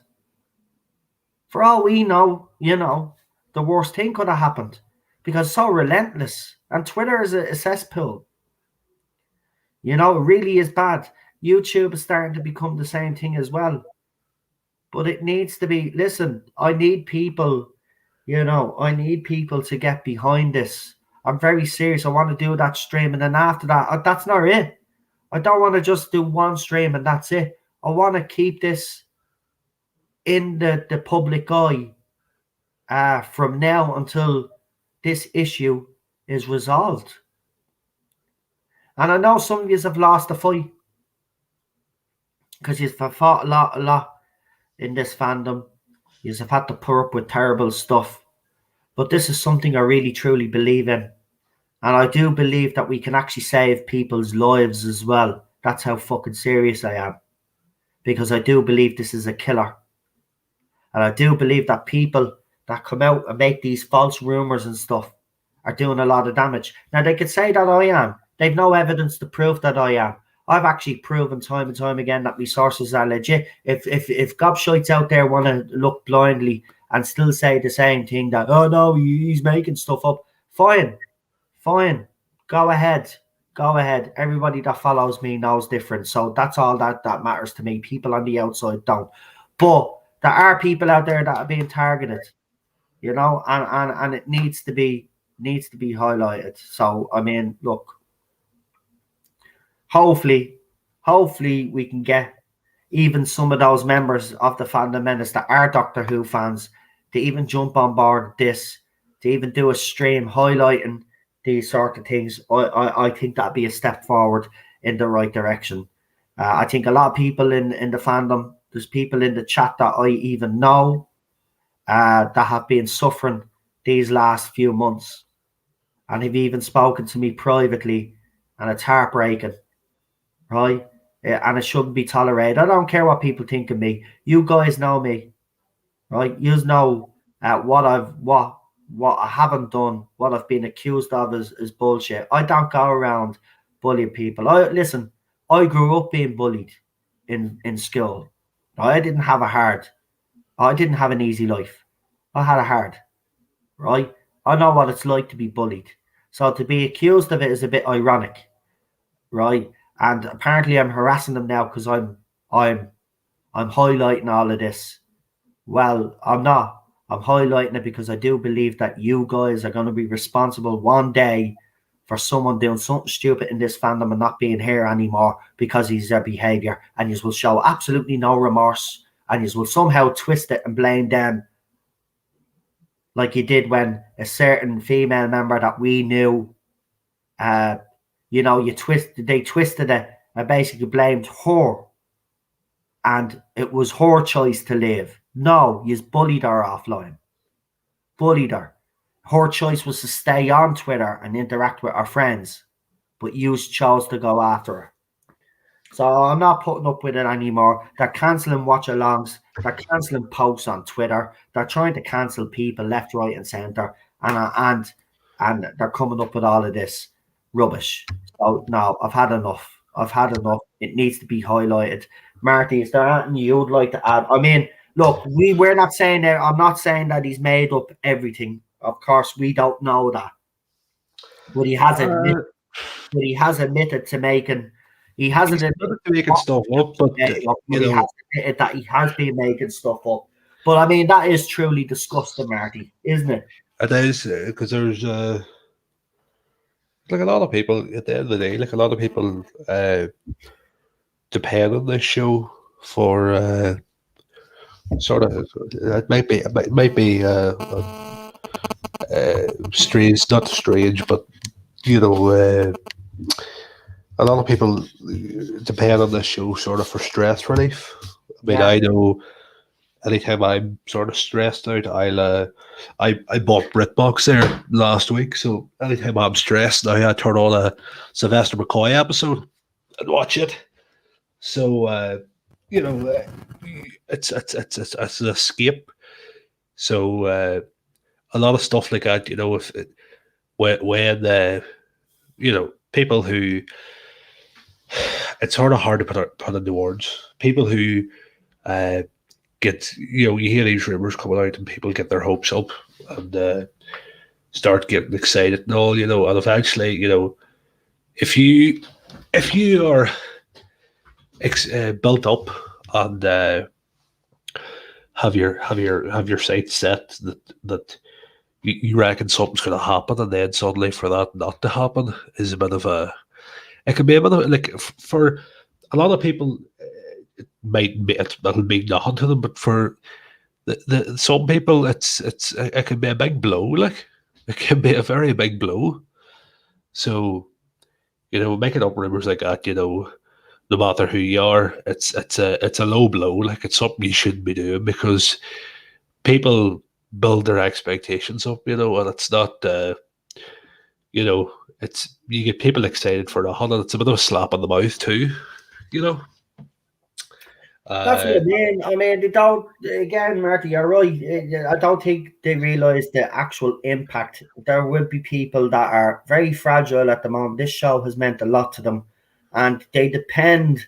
I mean, it is weird to say because it is a TV show, but what these people need to realize, there will be people that will be, they don't like, anything about this era, and that suggests that there might be a change. Will come to a great relief to those fans. So to hear that it could be possibly bullshit would actually impact negatively on that person. And again, I've been sent screenshots, so they have obviously been listening to this stream, and they're not happy. So I'll address one or two things. You talked about the whole that I basically twisted one of his our posts. Well, how did I? I basically put up what you wrote, and if you're gonna put up vile, disgusting stuff, because you seem to be in the habit of sharing the stuff that we say about Jodie Whitaker or whatever, then I'm going to do the same. So if you don't like it and it's all rubbed you up the wrong way now, well then I would suggest that you stop retweeting every person out there that you don't agree with. I also say, stop harassing these people, but just won't. So, I'm not Tell going me, around forward them on to me, will you? no, I'm just showing people what yous are capable of and what yous are doing. And when you come up with posts like "Let's change the word," one word of a title of a Doctor Who episode to "cunt," I'll say it. I'll put the over 18 thing on this later. But when you say change title and use the word "cunt," right, and someone goes the "cunt doctor" and says other stuff like that, well, then I'm going to call that out because you're a vile piece of shit. So if you have a problem with that and somehow you think I'm twisting that, I don't give a flying fuck. I've shown what you've actually written. And if you have a problem with that, well, then don't be writing rubbish. What do you think of this whole rumor that's going around now at the minute about? It's funny how everything sort of seems to be coming full circle here. About the rumor that there's a line of duty actor taking over as the 14th Doctor. Even people are saying there now about Kelly MacDonald has been mentioned. Kelly MacDonald's actually got a lot of attention in the fucking papers the past few days and online articles. Personally, I'm with Lee on this one, Lee Halford in the comments. If anybody from Line of Duties to take over Doctor Who, it has to be Vicky McClure. It's got to be Vicky McClure. Kelly MacDonald for me. I know she's been on other things and been very good at them, but for me, I've only ever seen her in Line of Duty properly. So, for me, she just doesn't. She's just sort of bland. Maybe I need to go and look at her other stuff, but she just seems to be sort of bland for me. But and then you have the likes of this DW rumor monger coming around now shouting, I think it was yesterday or the day before, that that it's an actress that's been cast as the Doctor and they're the same age as Whitaker. So Whitaker's 38, Vicky McClure's 38 next month. It's there's a lot of things. I know Kelly MacDonald seems to be in the spotlight at the minute, but I firmly believe that. Well, they are. Look, we already know they're looking for. We already know that they've been actively, looking, either for a person of color, male or female, or another white woman. At the end of the day, we've always said. I said it here a couple of streams back. I don't think they'll cast another white male anyway. I think they'll go either one of the three. If they go with another white woman, well, it means to them that they believe that this female Doctor can work. But you see, the problem that BBC is going to find very quickly, it doesn't matter even if they get a better actress in, right? You still have Chris Chibnall and his writing team there. He's the problem. They seem to be identifying the wrong problems, right? They think that the problem is just Jodie Whittaker, right? Let's replace her with a better actress, right? That's not it now. We've gone past that. It's Chris Chibnall's the problem. You need to replace him and his writing team, right? Listen, there'll be fans out there that will still moan about another woman doctor. But if she's under a new showrunner, it's at least they'll know that they'll get something different. They'll get something that, they won't know what they'll get, but they know it won't be what Chris Chibnall has been giving us. He needs to go. It doesn't matter who you bring in, even if you bring in a male doctor, whether it's a white male or a person of color, you're still going to run into the same problems. Chris Chibnall is still there. So, BBC, stop focusing on things that you think are the problem and focus on the things that are the problem. The problems that you have is Chris Chibnall, Matt Stevens, and all of his writing team. That's the problem. Now, if you don't sort that issue out, you could bring in a Michael Shane. You could bring in Richard Ayoade. You could bring in your woman McDonald. You could bring in all your women that have been mentioned. It won't make a difference. It's not going to make a difference. And if you think that casting a new woman is somehow going to get this fandom on side, right? When Chris Chibnall's still there, when Chris Chibnall's still threatening to do the timeless child story arc or the timeless children story arc, well, then you have misjudged.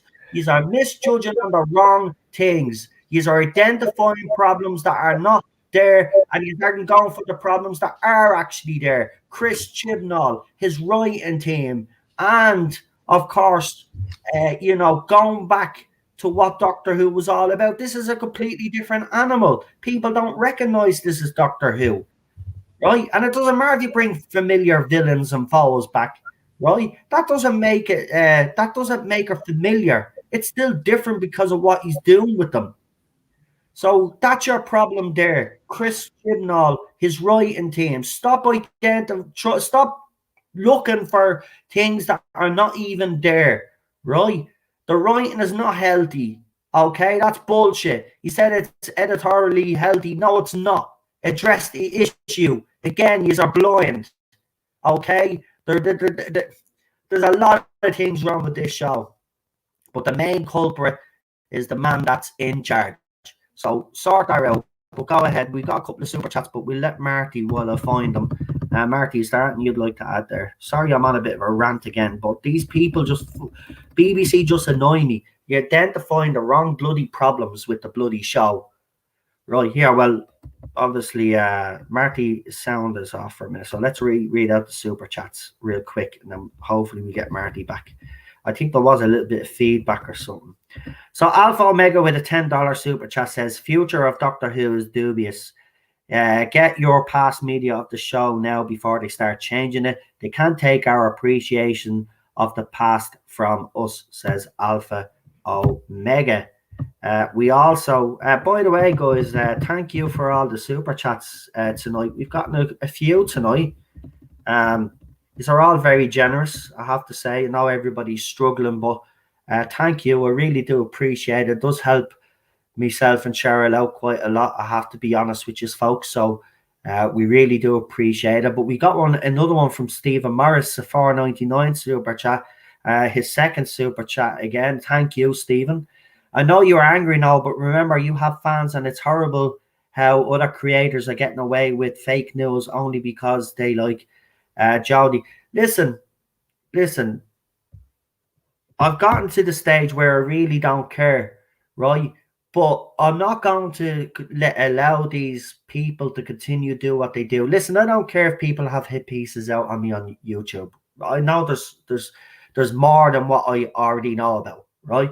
I know that happens. That comes with the territory, right? But what I won't have is the ordinary fan out there, right? We're all ordinary fans at the end of it, but I run a YouTube channel, so I do get a little bit more attention, which unfortunately, it's the wrong sort of attention. But you guys out there, right? One of yous will be on a social media platform, no matter what it is, and yous will give you our opinion about this era. Now, whether it's about Jodie or anybody else, right? What will happen is we'll come up with someone giving you a bit of stick, right? And I think that needs to stop. People's mental health, as I said, I don't want to get into a big rant again, but I really do firmly believe that this needs to be sorted out. But Marty, you're back again, pal. I just cut out there for a second.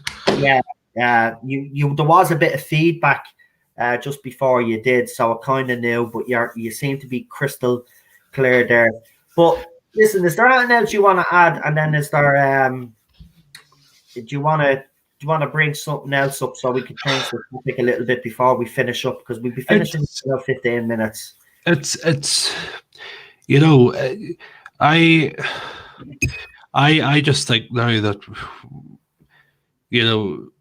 we can say this all evening and whatnot. As the thing is, the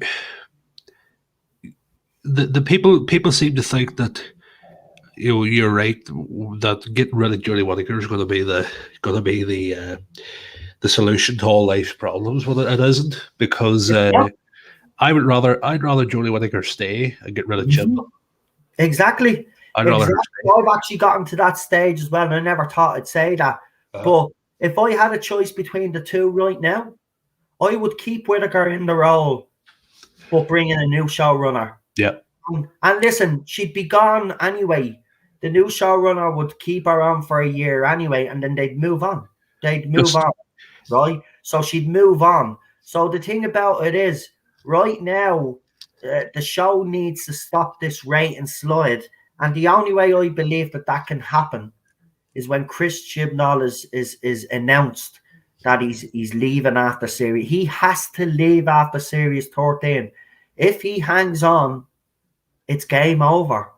BBC don't realise he is the main culprit. People would actually keep Jodie Whitaker over. I can't believe I'm saying this, because as far as I'm concerned, two of them need to go. But if I had to choose one right now, and I said this in the past, if I had to choose one right now to go and to keep one, I would keep Whitaker any day of the week over Chris Chibnall, because I believe he is the biggest damage to the show right now. Listen, we had all of our arguments and conversations about Whitaker and how bad she is and how she might be the right actress, or some of you believe that it's not a woman that should be in the role, right? It doesn't matter. We've had all of those arguments. Those arguments have been played out. We know all the flaws there, right?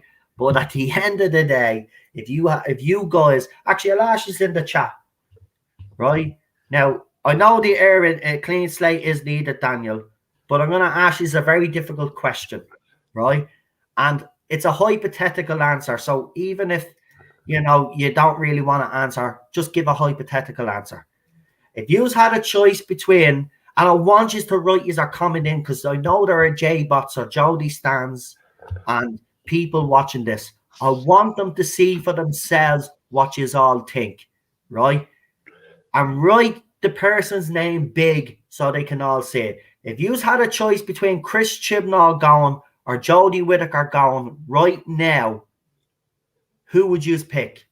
Put your comments in it. I'll throw them up on the screen. And Marty, I will ask you the same question. Well, I already know because you've already told me, but do you want to add anything else to that? Why would you pick her? Why would you pick her over him? Why would you want? I would pick her. Simple reason, because I reckon that if you brought in, and I say it again, I will bang this drum until the cows come home. If you brought in Toby Whithouse, I reckon Toby Whithouse would tone her down a lot more, similar to how she was in The Haunted of Villa Diodati. Not OTT. You see, I think that she works better. Obviously, the way she goes on, she's all happy clappy and whatnot. I think she works better when it's a more serious moment. When she's a lot more serious and a lot more less happy clappy and more in the moment and serious and knows what's going on. I think she works better that way. But I'm still saying this. The house cows come home. If you want to save Doctor Who now, if Chibnall is going, the BBC should be on the phone right now to Toby Whithouse or Pete McTeague. And if the two of them can't handle it, the pressure of it, if they think it's too much, bring the two of them in. Do co-showrunners. Have Pete McTeague Exactly. and Toby Whithouse running the bloody show. Don't Exactly. if you have to have two people in the job, do it.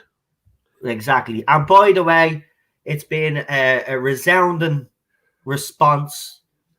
So you Jodie stands can see for yourselves that Jodie Whitaker to fans right now is not the issue. And if they had a choice between Jodie Whitaker leaving or Chris Chibnall leaving, I think they have actually proven in this fandom. And listen, these fans are clever.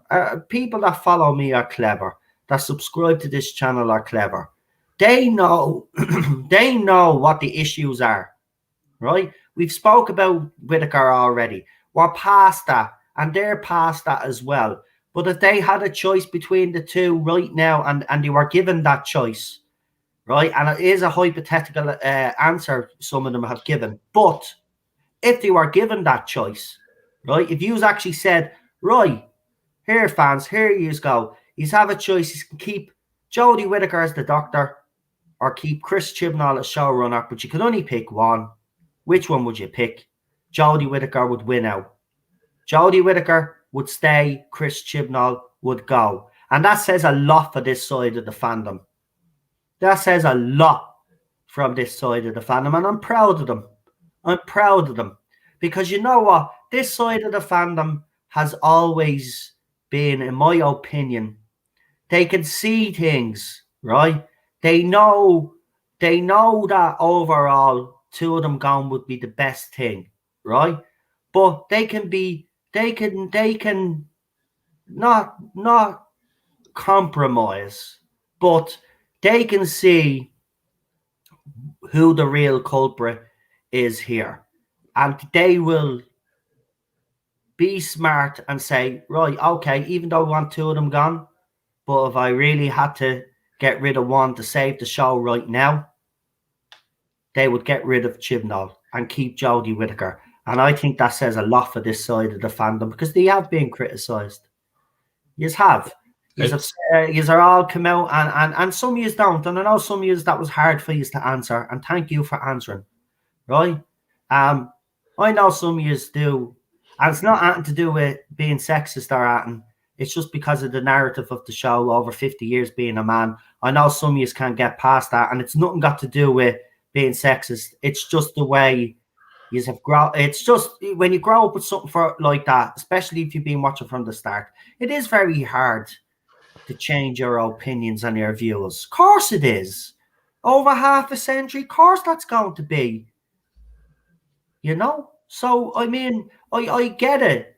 But for these fans to actually come out and say, we would get rid of Chris Chibnall and keep Jodie Whitaker right now, says a lot for those fans. So to all you guys especially, because I know that would have been hard for you to actually throw that up there, thank you. You have proven time and time again what a class act this side of the fandom actually is. Yeah. These are class. These always have been class. There's been this false narrative. I'm actually getting a little bit emotional because you have actually made the right decision there. And I'm proud of you for that because, you know, a lot of you have come a long way. You wouldn't even have seen past Jodie Whitaker. But the fact that you can see what the problems are, the fundamental problems are with this show, and you have made the right choice, makes me very happy indeed. You have come a long way. You have come a long way. This fandom has grown a lot over these last couple of years. You have really set a good example of how this fandom should be. Lions have taken a lot of stick, and you know, you have bitches our lip, and you have kept doing what you are doing and kept you our heads down. Should be proud of yourselves, really. But look, you see it. You know what decision has to be made. Right? Well, I think we're gonna find out very shortly. Anyway, I mean, from my understanding, from following the production news and how it's going at the minute, I think at the end of this month, maybe I could be wrong. Maybe at the end of this month, maybe next month, they're going to start going into production of the finale. Like, so if she is regenerating at the end of the series, uh, there's going to have to be they're going to have to bring whoever it is on the set. So my money now is on a May-June announcement for her leaving, and then we'll probably find out in July, maybe early August, if who's coming in. By the way, Tour Doctor, thank you for that nice comment. He says, you've kept us all together now. You've been our vocal point. Listen, no. I may have been here doing me streams and listen, place for people to come, but you have also done wonders for myself and Cheryl.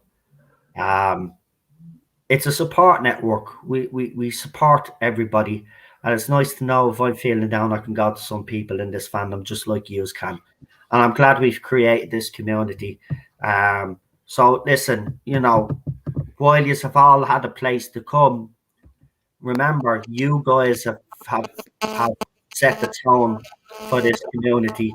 So you should be all praising these ourselves, because this is a great community that we've built up. This channel does get a lot of stick unjustly, which means you guys would be getting stick because you all follow me. Apparently, you all follow me blindly like sheep, and you are all tick, according to some people out there. We've seen their tweets, we've seen their videos. It's ridiculous. They don't realize that we've built up genuine a relationship here. You trust me, I trust all of you guys. And I've made some pretty close friends, that people that I hope to see in real life after this pandemic, and we can travel around. I plan on meeting a lot of people that I've met on this platform, because they're great people. So yous have made the community. And Stephen Morris with a 199 super chat goes, let's get #StandWithNoel trending on Twitter. Listen, it's not about me, it's about all of us. And I think we all need to stand together. I'm not laughing at you. I'm just looking here in the comments. Why is everybody bad? Why is everybody letting on their sheep? Fun fact, I was telling everybody. No, that's a brilliant moment. I was telling everybody this. Yeah. But apparently that's what you do. Apparently, right? You follow me blindly like sheep, and the evidence apparently is in front of you, is that I've been lying to you about all this source information, and that I'm a horrible human being, and I'm getting you a hope up, and you are all basically what this person was trying to say, that you are all stupid, right? But as I says, well, see, the problem with that whole thing is that what you don't understand is that I follow up streams when I put information out. I follow them up with streams, and I give them more detail, so they know everything that I've said. And if they truly did believe I'm lying, well, then why is my subscriber count still the same and I haven't lost anybody? I'll tell you why. Because people watch me, they don't half-ass watch me. But yeah, so apparently these are all sheep, not pigs. Someone put oink. Sorry, I'm a piggy wiggy. The fun thing about this is that I told them.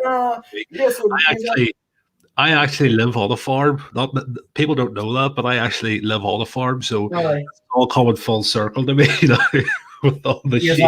See, this is why I love this chat. I say something and then someone flips it and turns it into it. Why so sheepy, says Daniel. But seriously, and Alpha says, Shepherd lead us. That's a nice one. But listen, at the end of the day, right, you aren't stupid, right? And if you thought for 1 second that any of the stuff that I'm putting out there was complete bullshit, you wouldn't be still here supporting me. So I don't need to worry about people out there that do little pathetic videos because they've nothing better to do, right? So let them. At the end of the day, as I said, we've got a real fight on our hands here in this fandom. And I don't know if people still have a stomach for a fight. And what I mean by a fight is I just mean exposing all of this stupid behavior, doing the stream where you can come on and tell me his story.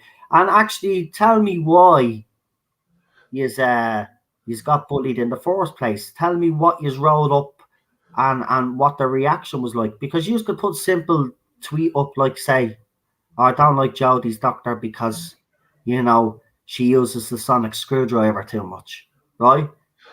And someone will literally retweet that, and then you get piled on. I want to hear your story. Someone says, Noel, you pulled the wool over her, right? Oh, we're going with the sheep jokes. I love it. I love it. God. I love it. But look, as I said, there's no reason for me. And I just, look, I know I don't need to explain that to you guys, right? But I'm just saying it out loud anyway. I have no reason to lie because I hate people that lie myself. I mean, look at my reaction when I heard that the person was putting out false rumors. Do you remember the stream I did a couple of days when I called that shit out? Right? I don't like liars. I'm legitimately, I know I said the word wrong. I'm legitimately getting source information. You guys have seen that play out over what? 3 years since Series 11. You have seen that play over the last 3 years. You know exactly what I've gotten right, and you know exactly what I've gotten wrong, right? And you are still here. And why is still here? Because there's one big thing that these lunatics or these ticks don't get, is that you guys can distinguish the difference between a fact and a rumor, right? Now, granted, Jordan Series 11, when I was doing this, I didn't say it was rumor and speculation because obviously I was new at the game. I made a few mistakes along the way when I got people, and I did get people's hopes up. But we had a talk about that. We had a stream about that. We talked, and you all understood. Actually, you were the ones that made me realise that, no, what are you getting upset for? We all understood it was rumour from sources, so why do you need to apologise? And you guys said that to me. So when you guys said that to me, I said, right, fair enough. They're okay with me, and I've no problem with you guys. But I says, right, from now on, if I get any more information, I'm going to make it clear so everybody knows, so there is no confusion. And what have we done since then? We have made it very clear since we start getting information about Series 12, when it started off, that it was all rumour and speculation. And we've done the same now for Series 13. We're saying it's all rumour and speculation. Even the Reddit rumours that Marty has been so good to find for us and read out, we've made clear is rumour and speculation. And why? Because unfortunately, there are a lot of unintelligent people out there, and they need this explained to them. Do you know, I even went to the extreme of doing this, right? Watch this, right? So I made this little video up, right? It's only about 20 seconds or something, right? But I had to make this video up, right? Because it wasn't enough just to say it was rumor and speculation. I actually have to spell this out to people, which is crazy, right? Because you guys already know. But this is what I'm going to start using, right?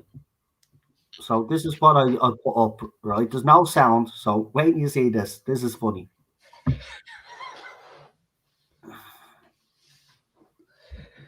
Right, is even playing.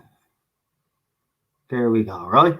So this is what I've wrote. Rumors. Disclaimer, all information is rumor and speculation. Right? I literally had to do a video, not to be taken as fact. I just threw that in as well, just to be clear again. Right? So that's what I've started. That's what I've had to do now. Right? When I do my videos, I've literally had to spell it out to them like Chris Chibnall does. See what I did there? I literally had to explain everything like Chris Chibnall has to these idiots. So I had to do the same. So that's how serious It is now, because if I don't, I get accused, even though I make it very clear, right? But if I put it in a video and I put that little disclaimer at the start and maybe in the middle and then the end, well, then people can see I've made it absolutely clear what these things are. It is ridiculous, though, Marty, isn't it? I mean, you've even had to correct people in the chat when people come on. They've just left a comment, and you know by their comment they haven't actually watched the video. They've only come on here because they've heard someone else talk about it, and then they've come in to stick the R in. That's it. They just, I just told them, I was like, listen, you know, go and. There's obviously you put up your wee videos with the main information and all, but there's a lot more to it on the streams. You know, like we sort of go into a hell of a lot more on the streams than the videos. You know, like so. As I say to people who are coming on and saying, "Well, that's bullshit." Well, you know, please watch the stream because you know you'll find out a lot more then, and you'll be able to make your own mind up then based on what you've seen because. At the end of the day, we've never said any of this is fact. Unless it comes from the BBC itself, we're not saying this is fact. And none of it is fact. Yeah. We can have our own opinions on what we think's likely and what's not likely. As we've said before, we do the two of us think there was one of those posts out there that seemed to be more genuine than the rest of them. Yeah, I do agree with that still. I agree with you. I still think that one because it did sound the most, and it didn't sound too crazy. It didn't sound crazy. That was the thing. The rest of them kind of had some crazy information in it, but this one just it just sounded right. Sounded more legit. And it's not because we were hoping what things will happen in it. There's still stuff in it that we didn't like, but it did sound the most legit. Yeah. It's going to be interesting, though. People have said it. You are right, though. Yeah. Until BBC actually come out, and remember, we have gotten them. See again, we've done the embargoed photograph thing, but we won't go there again. But again, I think I've proven me credentials once or twice, at least, anyway. To people out there that are even me biggest critics, I think there's no denying that receiving embargoed photographs twice before the BBC actually post them and I post them is not. If that's not proof enough, I don't know what is. But you know, you'll never win with these people. But I'll keep putting the disclaimer up though, you know, because you know it needs to be spelled out to them. So I'm not taking any more chances anymore. But listen, if there is more stuff on Reddit, of course, keep us informed because it will be funny to go over all of this because you know will do because because I know these idiots can't help themselves. And what did I tell you anyway? I remember when I did my stream and I said, Jody stands may have set up, and I even said it in that video. And I said it. I says, watch. I says that's stupid. They'll actually admit to it, right? They'll actually admit to doing it, right? And what happened? They came out and they actually were that stupid and admitted they did it. So, you know. But I'll keep an eye out on the way because you know, if Martin Luther King ends up becoming the Time Lord, I will eat my hat. Let me tell you that. I will eat my hat, and I will turn on my camera. Look. All I'll say is that is absolutely the most ridiculous thing I have ever heard in all the time that I've been doing Doctor Who, rumor and speculation and information. That is seriously the most. Now, listen, I did think that the most ridiculous thing was the whole changing of canon and the timeless children, right? I thought that was stupid. But this has to be by far single-handedly be the most stupidest thing I've ever heard. Now, listen, in some sick way, yeah, and I am sick, right? In some sick way, I'd love them to do this. For the simple fact is the backlash would be huge and BBC would have to be forced to apologise, and then the show would be in so much state that they'd have to they'd either have to call for Chris Chibnall to resign and bring in a new showrunner and hope they can recover from it, or they'll have to cancel the show. Now, I'd rather them not cancel the show. I'd rather the show being able to survive from it. And I think it could if you brought in a new showrunner. But if no, I can't see it being done because there would be such a backlash. But this is BBC, and BBC seem to be in the habit of making stupid decision after stupid decision after stupid decision. And if he's already covered Rosa Parks, you know, this person that's leaking is probably very clever. Well, they did Rosa Parks and Martin Luther King featured in that. So let's just say that they're doing a Martin Luther King episode, and then he's going to become or he is a hidden Time Lord. Could you imagine the outrage from the African American community if they actually did that? Get away. It's the funny, seriously. You're calling for Chris Chibnall to be beheaded? My God, that would not be allowed to happen. But in some sick way, I'd like it to happen because then that'd be the end of Chibnall. and as far as I'm concerned, he's the enemy and he needs to go. And if that's the way of getting rid of him, I'll take it. Sometimes you have to play dirty. Play dirty. Get rid of him. He needs to go. If he hasn't made the decision to leave, well, then I'm not gonna stand in his way if he wants to shoot himself in the foot and actually force himself to be sacked by doing something stupid like this. Imagine if he did. Or Malcolm X. Oh, Jesus Christ, that wouldn't come across very well at all. Oh, God, no. It's I don't know. You just know it's that ridiculous. You could have, right, another from two different eras, but think about it, right? It's that ridiculous that you could do this. Have Martin Luther King as the doctor, as this new leak suggests, and have Malcolm X as the master. Why not? I mean, if you're going to go full hog, or even have Rosa Parks as Missy, the new Missy, there you go. You know what I mean? We're going to go full hog and ruin history and shit all over it. See, this is why I don't believe this is true, and it's the biggest joke ever. Because, I mean, there's no way. Historical figures at the end no way. Listen, there's no way he has. No, he wouldn't do it. He's not that stupid. No. He really isn't. That is a blatant lie, whoever's put that out there. And again, I'll call you out, whoever you are, you ought to be ashamed of yourself. This is why I wanted to talk about this, as well as the 14th Doctor, apparently. Now, if I do find out anything about the 14th Doctor, at least find out if it's a man or a woman, I'll find out. I'll try find out as much as I can. But as I said, Marty is right. There probably won't be they can keep this quiet for another couple of months, right? Before it has to be announced, right? So listen, Chris Chibnall can keep things secret when he wants to. We've already seen that. He can. Now, a lot of stuff does get leaked, but I honestly believe that they allow certain stuff to be leaked. I know that sounds stupid, but I do believe they allow certain stuff to be leaked because it distracts us and it distracts everybody else about what they're really doing. And that means then Chris Chibnall can keep certain things to himself. I mean, the Captain Jack thing, remember, they kept that secret. Even though he was in Wales, he came up with a good cover story and fans bought it. Fans were disappointed. Fans didn't think he was going to turn up. And then what happened? He turned up. It was obviously then within a couple of weeks, then it was leaked that he actually was going to be in it. But he was able to keep it secret. So that's why I think somebody else is going to turn up. I think he's going to pull that stunt again in Series 13. I think somebody else is going to show up. Yeah, because I've always said, even the timing of some of the leaks, right? Think about it. And even not even from just Reddit, but stuff that's been out there on Twitter, is certain accounts being set up at certain times, right?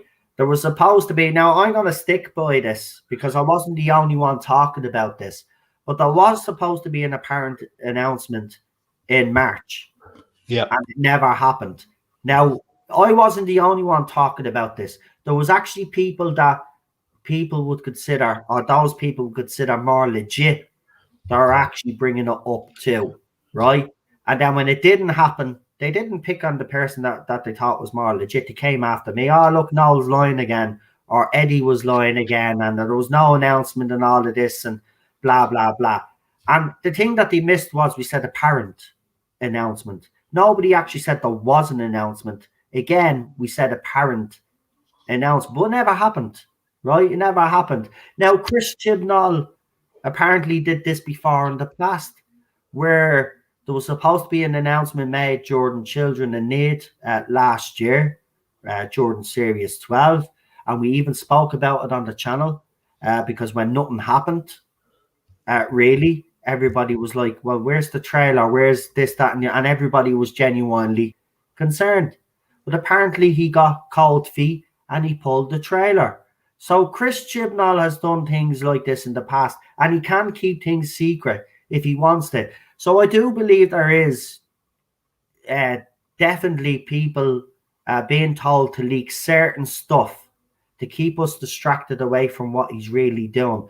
And I do agree with Marty. I wouldn't be surprised if look at, I'm gonna say it, me sources spoke about it, and we briefly spoke about, because it wasn't really that well. It was a big deal to everybody because Catherine Tate apparently was supposed to be coming back. Now it was denied straight away, right?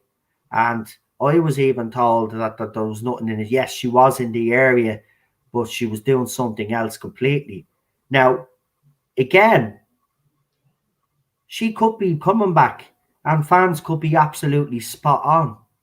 But again, they've given this cover stuff, because remember, they did the same thing with John Barham, and he pretended that he was painting his gaff, he was decorating. He was even asking fans to say what colour schemes you should go with, right? So they've done this before. Now, I'm not saying she is in it, but don't be surprised if she did pop up and it turned out that she was going to be in it all along. Because this is the type of thing he does. They leak other stuff. And I'm being honest, I think that original Reddit leaker that took down the leak, I think he was sent out there. And I think that's why the post was taken down, because then it snowballed. They probably didn't anticipate that other people would then start putting up their own versions and contradicting this person, because they wanted it to be all a big distraction. But it did become all a big distraction. So don't be surprised, man. Don't be surprised. I'm being honest with you. It does look like there's something going on, definitely. And within all of this, there's going to be a regeneration. Stephen Morris, he's after typing into the comments there a few minutes ago that there was something else that appeared on Reddit. I can't see it, but if you can get the link and drop it into the chat, I'll take a look at it.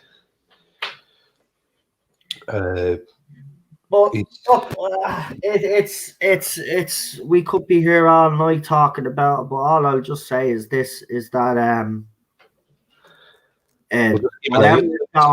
whatever is going on is huge. I said this a few weeks back. There's definitely something up, because there was definitely supposed to be announcements happening, then they didn't happen, and then they announced some stupid game or whatever it was. They announced something else instead.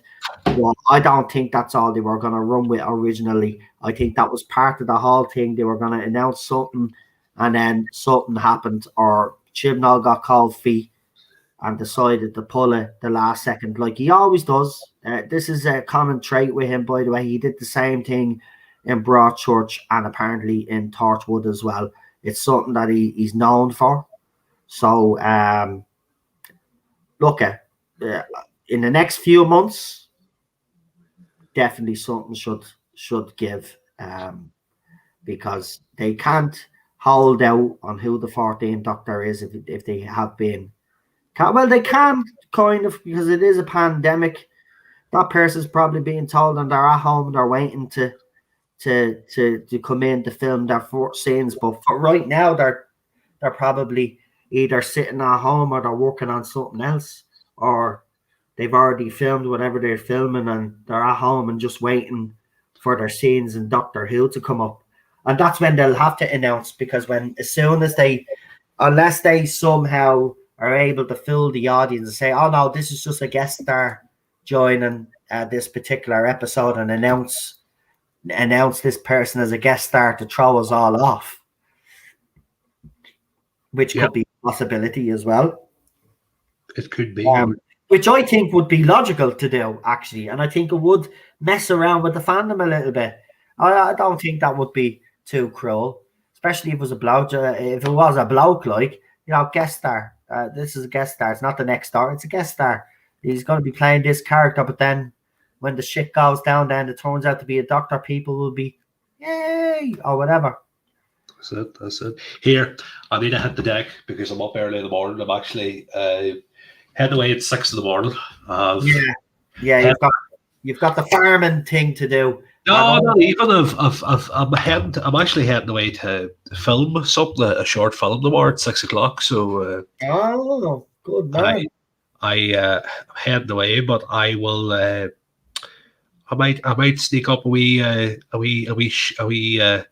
preview on my Twitter if you are interested. So you know, you can follow me on Twitter if you want to hear more about it. It's sort of it's actually an assignment for uni, but it's sort of a play on if you have ever seen The Thick of It with Peter Capaldi in it. It's sort of a play on it.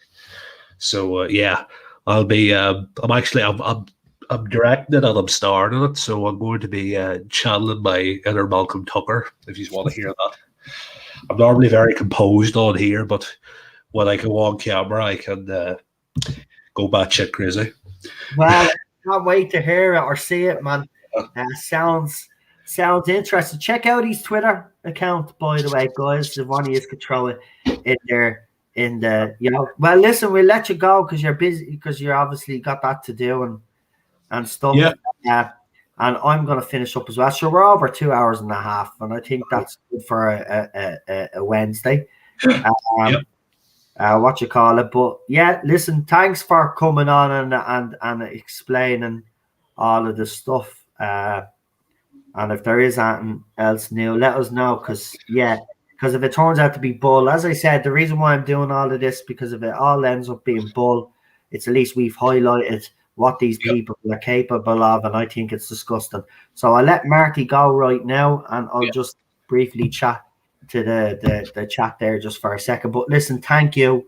No bother. You coming on, and I'll see you soon, pal. No bother. Speak to you soon. See you all later. Now, that was Marty. Do us a favor, don't forget to hit that like, share, and if you haven't subscribed, please do. You will find that even though this channel has a bit of a reputation, you will find when you come here that all I am is just brutally honest with my opinions. They're sincere. There's no agenda, and also in the chat there, you can see we built up a little community, and they also express how they feel. So can we get the last 10 people in the chat to show that Hard is on some love and smack that like button? I agree. Smash that like button there, folks. It's probably gotten an awful lot of dislikes tonight because of, we had over 60 people watching that one stage. And while the support on this channel is absolutely fantastic, we normally get an audience of around 35 to 40 people, so the rest were extra, and you can kind of figure out who they were. So they probably would have been smashing that dislike button like crazy. So if you could smash that like button, it'd be absolutely fantastic. And remember, again, I just want to say to the other side of the fandom, your first duty and responsibility is to Doctor Who first and foremost, not a showrunner or a doctor. It's Doctor Who. That's where you show your loyalty, and you also have a duty to protect the legacy of that show and the people that were in the show, that worked on the show, that acted in the show. It's your duty to protect that. And the only way you could do that is by calling Chris Chibnall out for everything that he has done wrong. And he has done a lot of things wrong. but you are inclined to keep your mouth closed because you would rather upset this side of the fandom than actually sorting out the problems with Doctor Who. If you are a true fan of Doctor Who, as I said, your first loyalty is to the show, not a showrunner and not a doctor. So I'll leave you with that thought because, you know, I think it is important for you to realise where your loyalty actually should lie. And some of you do know deep down that Chris Chibnall's writing is not up to scratch. So call it out, because your loyalty is to Doctor Who, not Chris Chibnall. And if your goal is to upset fans on this side and you will allow this train wreck to continue because you know it upsets us, well then again I will say to you, you need to grow up and you need to put your differences aside with people like us that you perceive to be the enemy, and you need to do the right thing by the show. Doctor Who. Your first responsibility should always be to protect the legacy and the British institution that is Doctor Who. That's your job.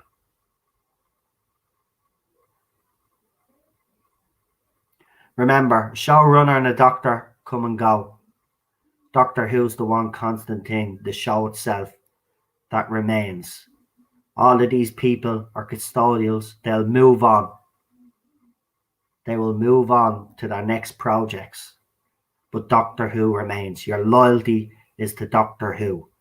So if you know deep down that Chris Chibnall is not the right writer and you think he's writing is bad, or even if you don't think he's writing is overall bad but you don't like elements of it, you should still call it out. It's your duty to call that stuff out.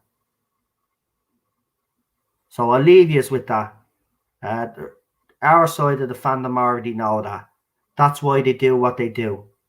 They call this stuff out and they get criticised and harassed for it. But we shouldn't be getting criticised and harassed for it. We should be getting praised, because we're highlighting all the things that are wrong with Doctor Who, and you guys need to sit up and pay attention.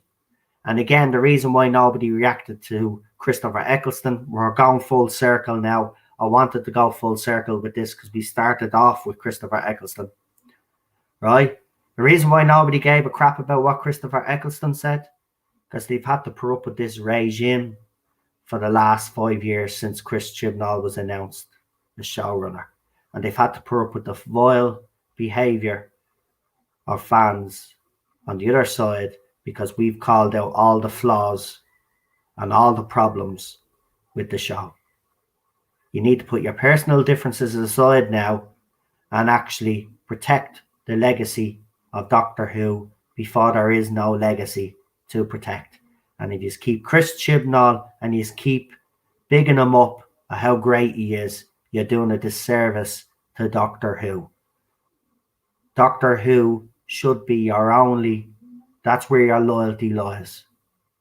Not to the showrunner, not to the doctor. Okay, take care. Look after yourselves. We're back tomorrow.